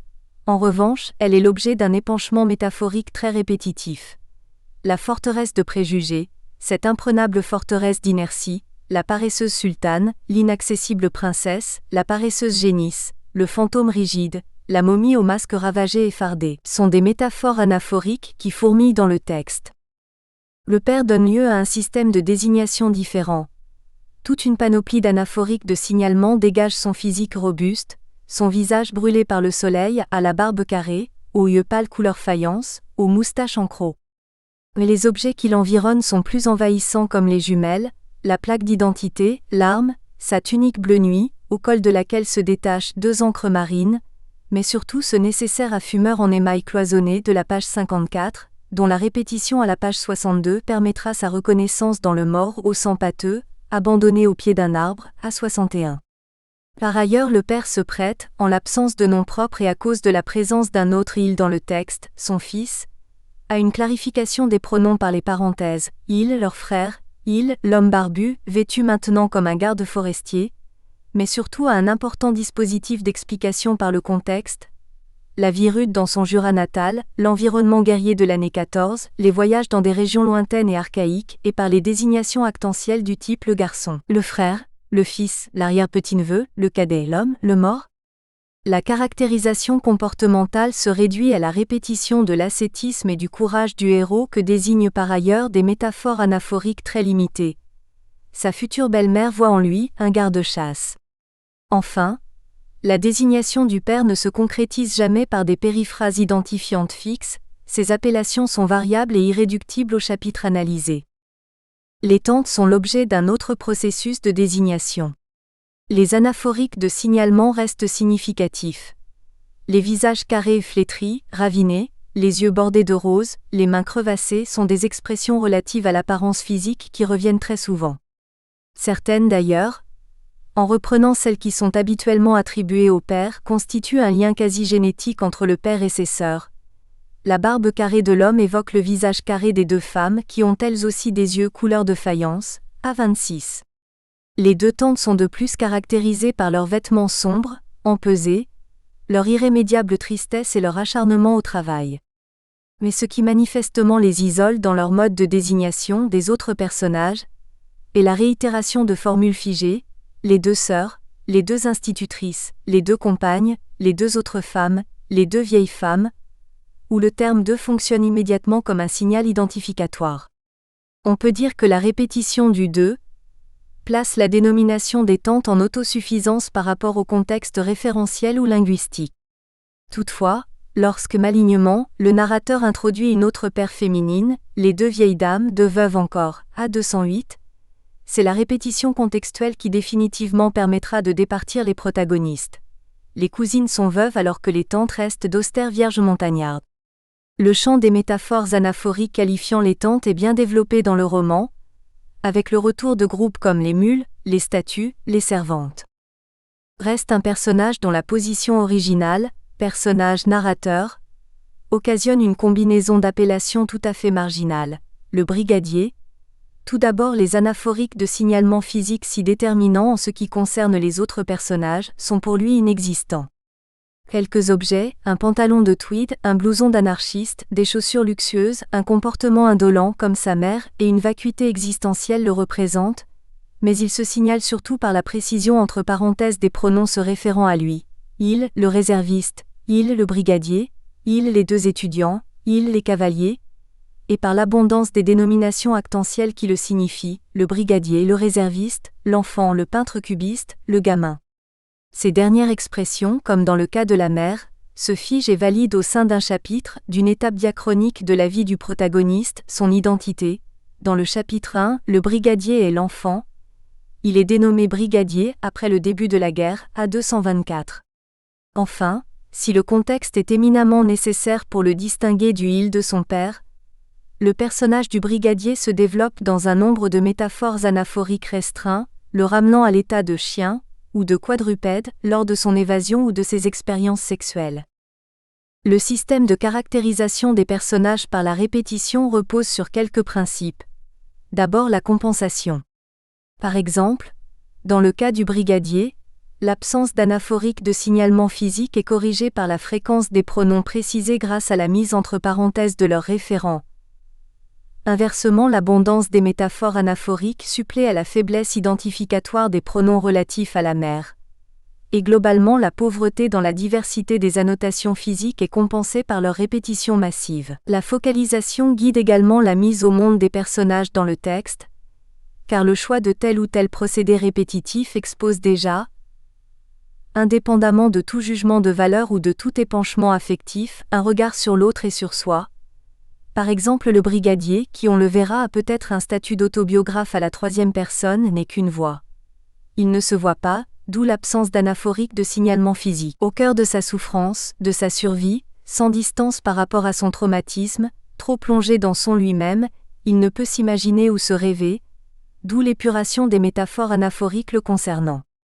Par ailleurs, il se vit sur le mode du morcellement presque schizophrénique, en particulier dans le chapitre 10, et l'on comprend cet effort démesuré de la mémoire pour rapprocher ces deux instances éclatées il-je et le brigadier, d'où la répétition insistante à son sujet des pronoms éclaircis par la parenthèse référente, il, le brigadier. Il est si englué dans les scènes du passé, enfance, guerre, que ce passé devient la définition de son propre personnage, la référence de sa propre désignation, d', ou le fonctionnement du contexte comme un déictique du discours pronominal. Car ce qui se joue dans la répétition des désignations, c'est un état de l'être propre comme celui d'autrui. Ainsi le père, ce grand autre absent, on ne peut non plus l'imaginer car il est figé dans des discours rapportés, dans des photographies. Il ne peut être le lieu d'une métaphorisation fantasmatique car il n'a pas été éprouvé dans un échange chaleureux de chair vivante, reste donc pour l'évoquer la répétition d'un contexte historique et un fatras d'objets. Le personnage n'est jamais désigné par une périphrase identifiante qui récidive, comme c'est le cas pour la veuve ou les deux sœurs, car il n'a pas d'existence précise, il n'. Apparaît pas non plus dans une formule caractérisante qui évolue au cours de la chronologie des chapitres, comme pour l'enfant qui passe à l'état de réserviste, puis de brigadier, car il est figé dans une image non évolutive, en un mot, morte. La mère, en revanche, et au-delà de la métamorphose réelle qu'elle connaît en raison de sa maladie, est l'objet d'une fantasmatisation, de métaphores anaphoriques fréquentes et d'une vie nominative plus souple. L'Acacia, roman où ne figure aucun nom propre, est donc un exemple idéal pour montrer comment la répétition permet, en produisant un système de désignation parallèle, fortement individualisant car chargé d'affect, de laisser émerger le personnage, là où le discours narratif s'employait à le nier dans son identité, dans sa conscience et dans son corps. Le retour des personnages dans les 4 œuvres étudiées est une autre facette du travail réparateur de la répétition. Le retour des personnages. On pourrait d'ailleurs préférer au terme de répétition ou de retour des personnages celui de revenance car ce néologisme met clairement en évidence, outre le phénomène de retour textuel, la matérialité fantomatique de tous ces êtres issus du passé qui viennent hanter la mémoire ou l'imaginaire du narrateur.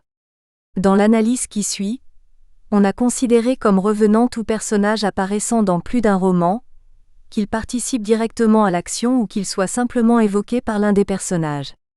Par ailleurs, on a retenu pour chaque protagoniste les caractéristiques les plus congruentes, indépendamment du nom et des variations mineures qui ne mettent pas en péril son unité psychologique. Par exemple, Corinne peut bien se présenter dans La Route des Flandres comme la cousine par alliance du narrateur, et dans Histoire sa cousine Germaine, elle n'en garde pas moins la même rouerie, la même sensualité et le même goût pour les aventures sexuelles. Les observations ont été synthétisées dans un tableau, annexe 1, qui fait l'inventaire des revenants, de leur localisation dans les œuvres, de leurs traits communs et qui a été construit par couche chronologique avec en son centre le narrateur cavalier, en amont sa famille, et en aval ses compagnons souvent d'infortune. L'analyse de la revenance simonienne permet de constater que contrairement à la comédie humaine, référence explicite de l'Acacia, A379, où Balzac souhaite, grâce à l'utilisation récurrente des personnages dont il est le maître incontestable, représenter une société, les romans de Simon gardent un ancrage affectif. Sans rapport avec la perspective de Balzac qui vise, par le retour des personnages, à constituer des types sociaux, l'aristocratie de Paris et de province, les courtisanes, la bourgeoisie et le monde financier, ou moraux, la police et les criminels, les personnages qui réapparaissent le plus fréquemment et le plus abondamment chez Claude Simon sont les membres de la famille. Revient aussi une série d'anonymes et de compagnons associés à des situations traumatiques, qui signifient donc moins pour eux-mêmes que comme témoins ou paysages d'une souffrance. Par conséquent, il s'agit ici d'une revenance de proximité centrée sur la filiation et le compagnonnage, qui permet une restructuration du personnage mise à mal par la diégèse. D'abord, le retour des personnages apporte à chaque roman un complément d'information et ces personnages, aux consciences désertes et aux corps qui se vident, se remplissent de roman en roman de caractéristiques et d'aventures, comme si leur revenance textuelle compensait leur déperdition diégétique. Par exemple, le père qui n'est dans Histoire qu'un agrandissement sépia, une signature sur une carte postale et un nom sur un carton de condoléances adressé à la mère, devient dans l'Acacia un être qui parle, agit, aime et pense. La revenance nourrit donc le héros qualitativement. Elle l'alimente aussi d'un point de vue diachronique. Ainsi, Corinne dans La Route des Flandres est déjà une femme mariée, son retour dans Histoire permet de la retrouver à un stade antérieur de sa vie. La revenance a d'ailleurs un effet rétroactif car la vie antérieure du personnage est souvent écrite après. La mère d'Histoire est malade voire agonisante, l'Acacia la présente dans sa jeunesse et dans sa plénitude de femme mariée. Le cavalier narrateur de La Route des Flandres vit la débâcle de mai 40, Histoire et les Géorgiques le montrent dans son enfance et son adolescence, l'Acacia remonte jusqu'à sa conception A137,144 et sa vie intra-utérine A145. Les personnages secondaires qui apparaissent dans les romans, de façon très localisée et très épisodique, comme le patriarche, le cousin Paul ou l'ami espagnol de la mère, acquièrent par l'effet cumulatif des revenances, une épaisseur, une permanence donnant l'illusion de la densité. Par ailleurs, le retour du personnage permet sa réunification. La diégèse le présentait éclaté entre différentes instances, morcelé dans son corps, hybride dans sa composition. La revenance étouffe la problématique de la fracture du personnage sous l'unité puissante de la famille, selon le modèle mathématique de la démonstration par récurrence qui consiste à étendre à tous les termes d'une série ce qui est valable pour les deux premiers, L'. Unité de la communauté des personnages, fondée sur leur retour, construit un modèle stable et rassembleur qui rejaillit sur les individualités déstructurées.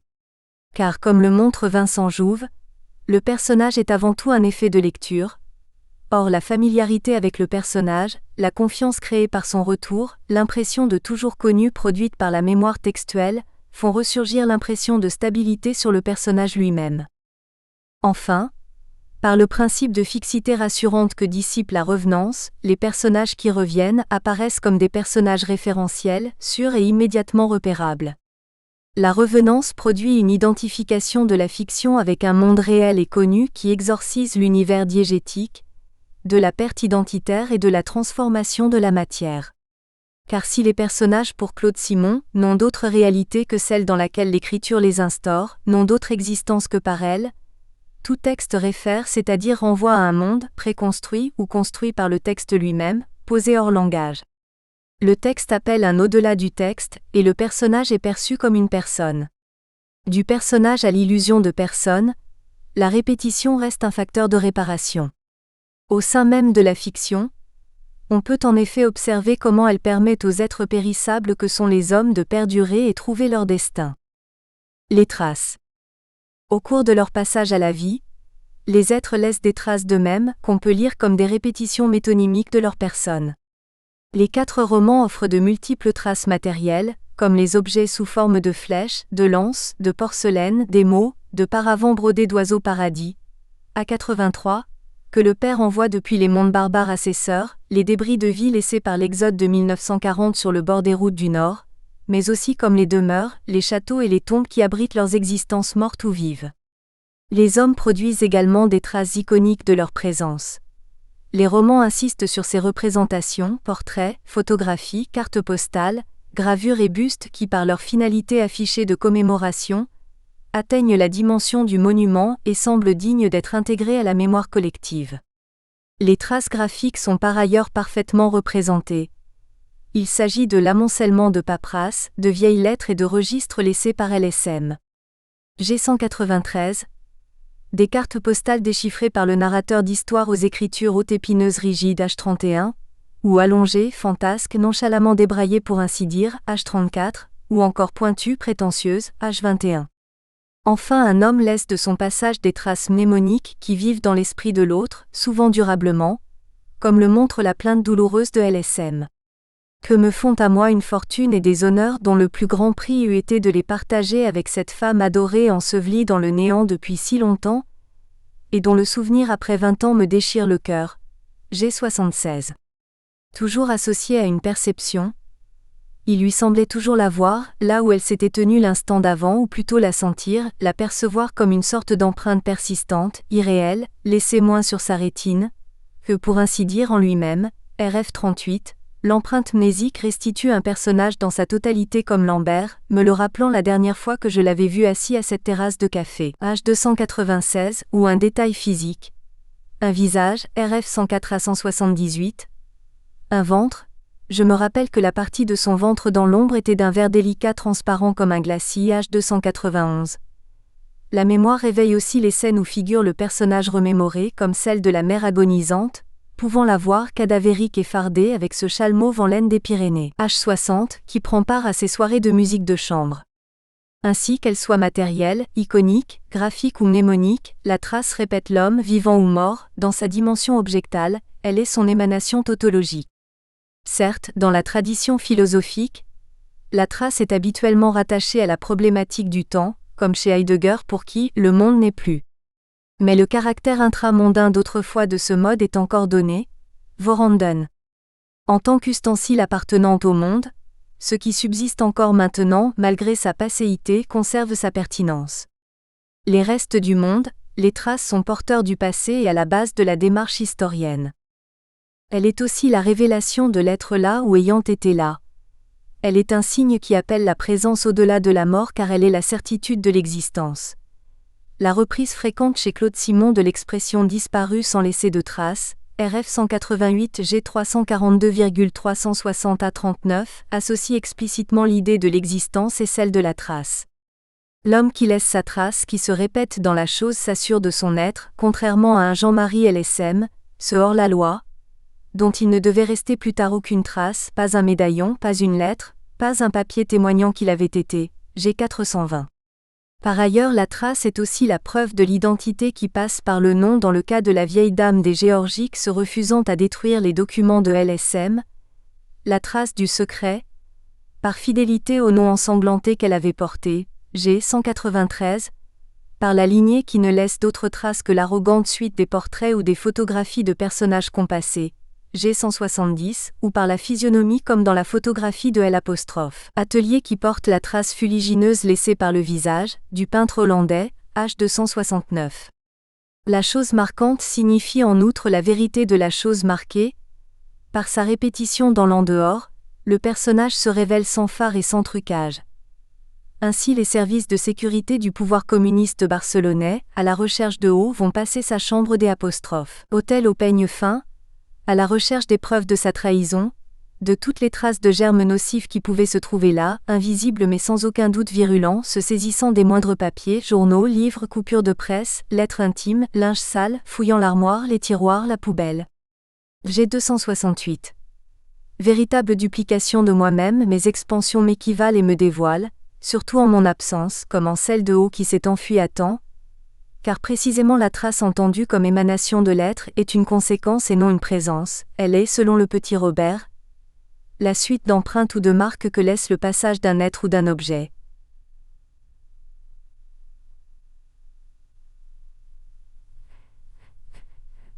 Acajou, de ces écrins où peuvent se lire en creux les formes des armes ou des bijoux qui en ont été retirés, A208 RF 75, lettre de passage est disparue. On comprend alors que la répétition dans la trace annule la dissipation du personnage, par sa putréfaction charnelle ou la défection de sa conscience, car elle supplée la présence.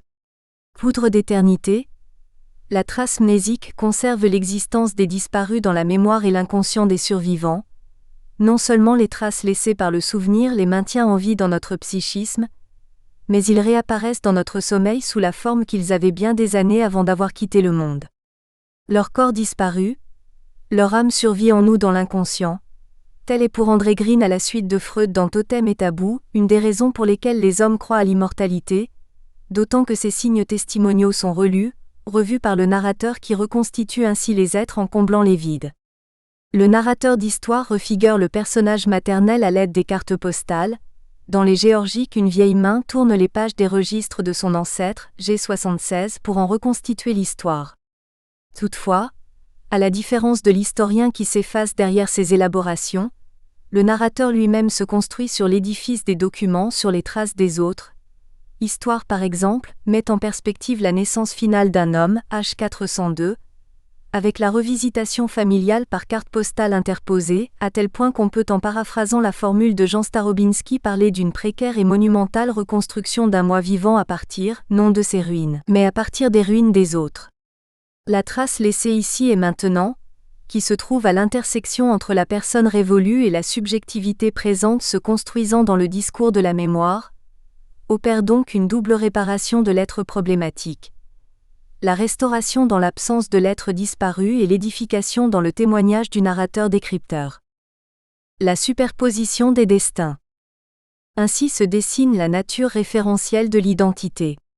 Le héros simonien se définit toujours par rapport à autrui. La lecture des œuvres de Claude Simon confirme Merleau-Ponty dans son idée que les hommes aussi sont des hommes gigognes. Si l'on pouvait ouvrir l'un, on y trouverait tous les autres comme dans les poupées russes. Car la superposition des destins, subtilement mise en évidence par le texte lui-même, l'histoire s'amusait à faire se croiser là trois destins. G437, peut être lu comme un des avatars de la répétition permettant la restauration de l'être. Les tableaux placés en annexe, 2 à 7, qui récapitulent les concordances entre les vies des protagonistes des 4 romans, montrent cet empiètement des destins. L'analyse a permis de dégager 6 niveaux, 6 unités de correspondance entre les destinées. Une communauté des expériences, une répétition des situations affectives et des perceptions, une identité des pratiques intellectuelles ou artistiques, la permanence de certains lieux et le retour de constantes particulières qui accompagnent la vie des personnages. Les expériences communes faites par les héros s'organisent autour de 4 grands pôles. L'émergence du héros à la vie publique avec la guerre et la défaite, la révolution et la désillusion. Les textes sont très imprégnés par ailleurs de l'idée de la mort avec les suicides, les morts naturelles, les sépultures impossibles et le thème récurrent du veuvage précoce. Le parallélisme des vies familiales est également très frappant avec des héros qui fréquemment opposent au père et au milieu social et qui sont marqués par une défaillance paternelle. Leur vie sexuelle est souvent centrée sur l'adultère, l'inceste réel ou métaphorique et les séparations. On peut rajouter un 5e apprentissage, périphérique, celui des voyages que partagent de nombreux personnages. Ils éprouvent aussi les mêmes sentiments ou émotions liés à leurs expériences. De nombreux héros connaissent une jouissance physique ou fantasmatique exacerbée, parallèlement à la souffrance du corps livré à la faim, au froid, au pouls, à la fatigue et entaillé par les blessures. La peur et l'amour des chevaux sont 2 autres constantes de leur situation affective. On peut s'étonner dans cette unité, de l'absence d'un regroupement portant sur la souffrance émotionnelle, alors que les personnages subissent de nombreux deuils et séparations. Certes, on trouve dans les textes des larmes, quelques confidences douloureuses, mais dans l'ensemble, la pudeur l'emporte et la douleur morale s'exprime plus nettement par des actes. Le suicide, la recherche du corps aimé dans des paysages dévastés des apostrophes après-guerre, que par des paroles et plus implicitement par des figures et des répétitions que par la dénotation sémantique. La perception fait aussi l'unité entre les personnages.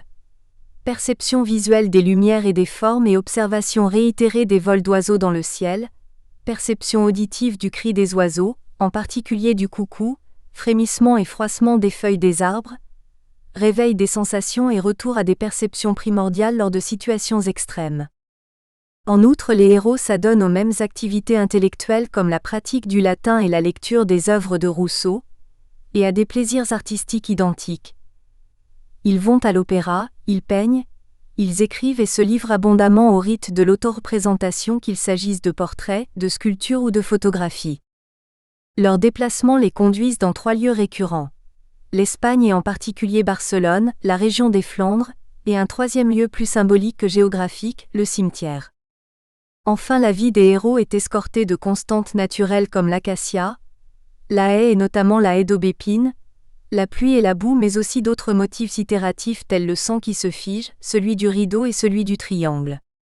Que déduire de cet inventaire qui forme la synthèse des concordances entre les vies des personnages? D'abord, que le narrateur cavalier est présent dans toutes les unités de correspondance. On peut justifier ainsi son existence comme point focal de toutes les œuvres car son omniprésence dans les connexions montre finalement que les expériences d'autrui ne sont que des expansions de sa subjectivité, elles ne se repèrent que par rapport à son vécu, elles ne sont vues par lui que parce qu'elles sont senties en lui. Les réseaux de concordance s'entrelacent autour de lui comme une émanation de son regard intérieur.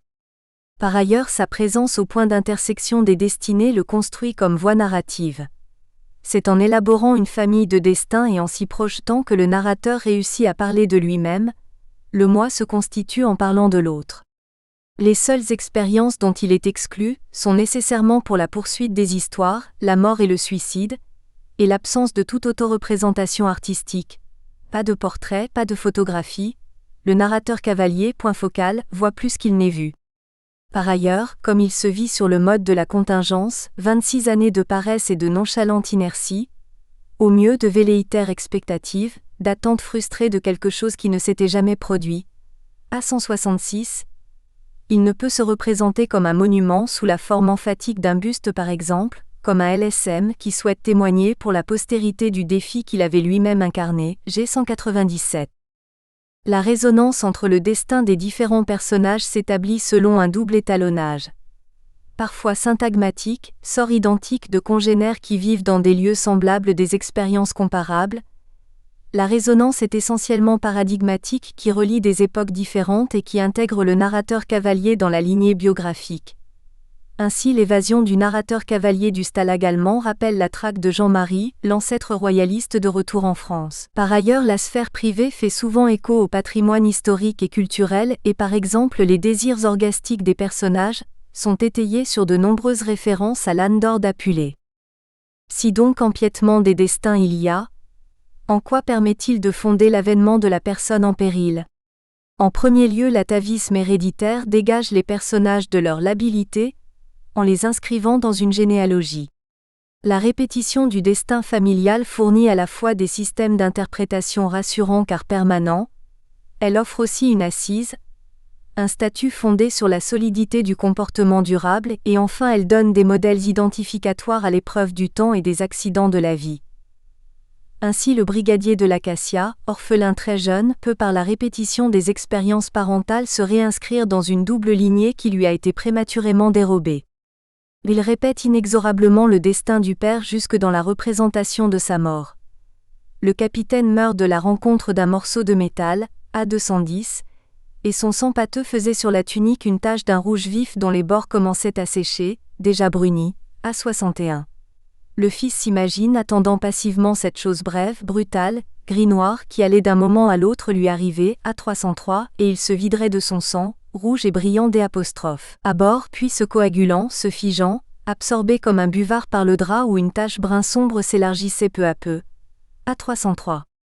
On observe entre la mère et le fils également des échos, centrés non plus sur l'action mais sur les perceptions.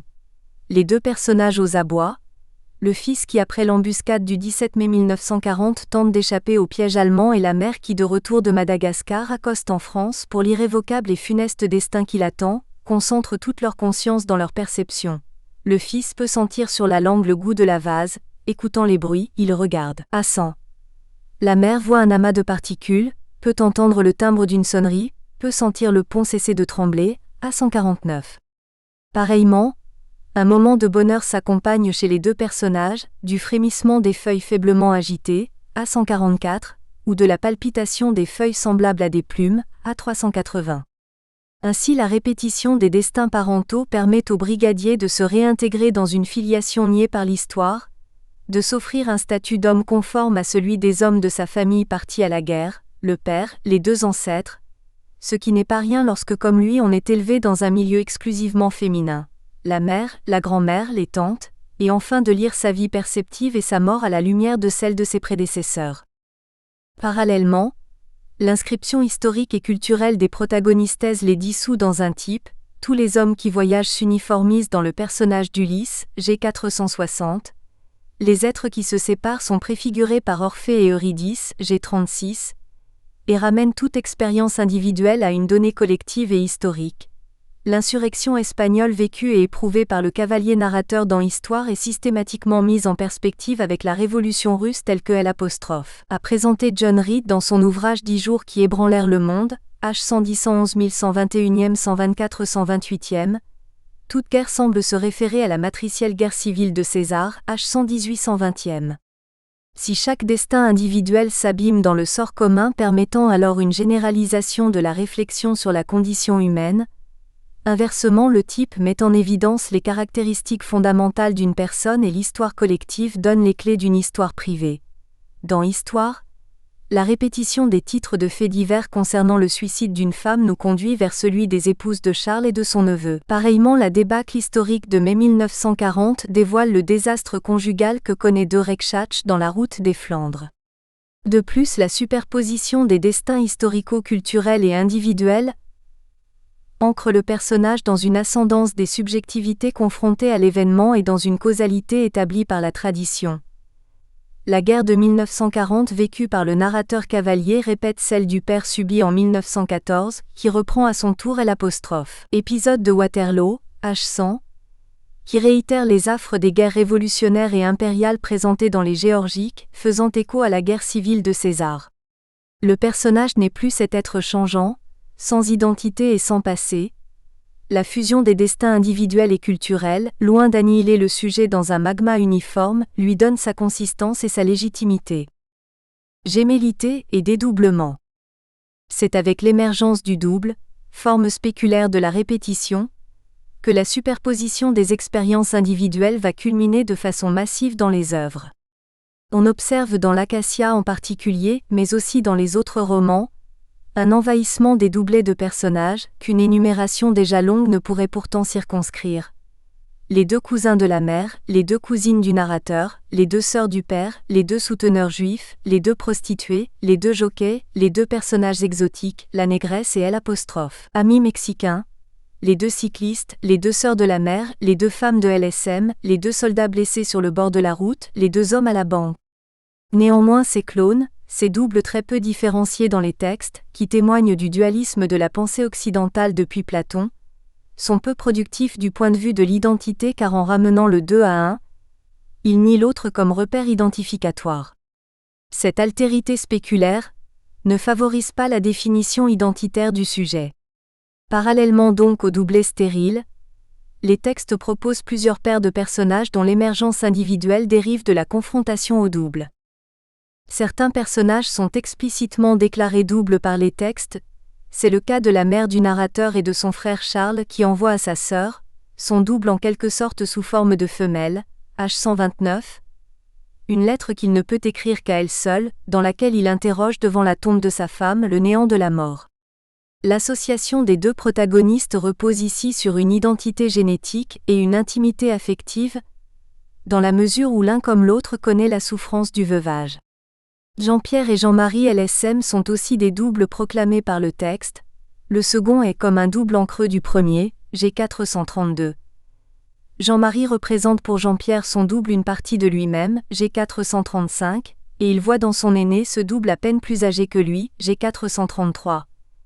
L'analogie entre les deux héros a encore une origine génétique qui se poursuit dans une identité des caractères, la même opiniâtreté, la même obstination. Cependant que le destin semble en avoir fait des doubles négatifs. L'un se cachait le jour dans des greniers, des étables, courait la nuit les réunions de conjurés, vivait comme un bandit de grand chemin, tandis que l'aîné avait siégé dans les assemblées, les comités, jugé un roi, destitué des généraux, conduit des guerres, G433. Le couple Rekshach de Rekshach est un double non plus explicitement donné pour tel par le texte, mais diégétisé par les déclarations de Bloom et George, qui au cours de leurs interminables élucubrations tentent de confondre leurs défaites militaires, leurs débâcles amoureuses et leurs suicides. Les doubles peuvent aussi se dégager des indéterminations textuelles dans le système de désignation des personnages. L'indécision est certes laissée à l'interprétation du lecteur, mais elle est un signe implicite du texte. Ainsi, la confusion entre je et il amène à identifier le narrateur d'histoire à son oncle Charles, H 287 288 289 291 299 300e. Au LSM, le narrateur cavalier des Géorgiques fusionne dans un il commun, de même que le père et son fils dans l'Acacia. Enfin, l'impossibilité de savoir qui parle est Bloom ou George, et George ou Bloom, RF 171-173e, implique les deux protagonistes dans une situation de spécularité. Qu'il soit donné implicitement ou explicitement par le texte, le double renvoie toujours en outre à une concordance préférentielle entre les destins qui dépasse la simple analogie passagère. Pour Rekshach et de Rekshach, la vie se décompose en 3 unités: guerre et défaite, adultère subi, suicide. Pour Charles et le narrateur d'histoire, on observe l'adultère voulu, le suicide de l'épouse, le veuvage coupable. LSM et le narrateur des Géorgiques subissent tous les 3, la révolution et la désillusion, la guerre et la défaite. Autant d'épreuves lourdes pour les uns et pour les autres, qui engagent leur vie. On peut ainsi décider que deviennent des doubles les personnages dont le texte signale explicitement ou implicitement la spécularité, et qui partagent une communauté essentielle de destin. On peut constater de plus, ce qui n'est pas sans importance pour l'interprétation ultérieure, que le double se manifeste toujours aux abords de la mort, mort de guerre, mort d'amour, et toujours dans une situation de communication. Paroles directes entre Bloom et George, entre Charles et son neveu, entre Jean-Marie et Jean-Pierre, échange de lettres entre Charles et sa sœur, transmission d'archives, de documents ou de livres entre LSM, son descendant et O. Le double, ainsi défini et délimité, favorise l'avènement d'un être que nous avons montré à bien des égards déchu de ses prérogatives de sujet. D'abord, l'intégration dans un réseau de doubles est aussi l'intégration dans un réseau d'information. L'identité des destins permet d'éliminer des zones d'ombre par reconstitution. Elle induit par des voies détournées des renseignements sur le personnage. Par exemple, les situations de Charles et de son neveu s'informent et se complètent mutuellement. La mort de la femme de Charles, H 129, ainsi que celle d'Hélène, H 384, sont avérées. L'adultère de Charles est un fait acquis, H 351. La séparation entre le narrateur et Hélène et le départ douloureux de cette dernière sont très souvent décrits dans le roman. H 39 40 322 365e 366 370 375 381 390 392e. Le suicide des apostrophes. Hélène est entendue. Je ne pouvais voir que ses cheveux blonds, son dos comme un mur énigmatique enfermant, cachant cette espèce de tragique mélancolie, cette chose sombre noire qui était déjà en elle comme un noyau de mort caché comme un poison, un poignard sous le léger tissu de sa robe imprimée. H 110. Il est ainsi très aisé de transférer les informations de l'un à l'autre. Charles a trompé sa femme, donc elle se serait suicidée, et inversement Hélène s'est suicidée car son mari, le narrateur, l'aurait trompée. Le double facilite ainsi, pour le lecteur, la reconstruction du destin incertain des personnages. Mais pour le personnage lui-même, il est un moyen de restaurer une identité trouée car se projeter dans l'autre permet de saisir son moi, d'ordinaire impénétrable, sous une forme objective, soit pour s'identifier à lui, c'est le cas du narrateur d'histoire à l'égard de son oncle, ainsi que le prouvent les échanges de pronoms personnels, je, il, soit pour découvrir à travers l'autre ce qu'il ignore de lui-même ou qu'il refuse. Avec la disparition de Jean-Marie, c'est pour Jean-Pierre, une partie de lui-même qui est s'apostrophe. Éloigné pour toujours de lui, G 435, ce quelque chose de fantasque, de capricieux, une insolence, une désinvolture, une superbe, G 432 qui caractérise son frère rebelle et insoumis. La rencontre du double est l'occasion de se redéfinir, même par la négative, c'est la découverte en somme des potentialités, des devenirs inexploités en soi.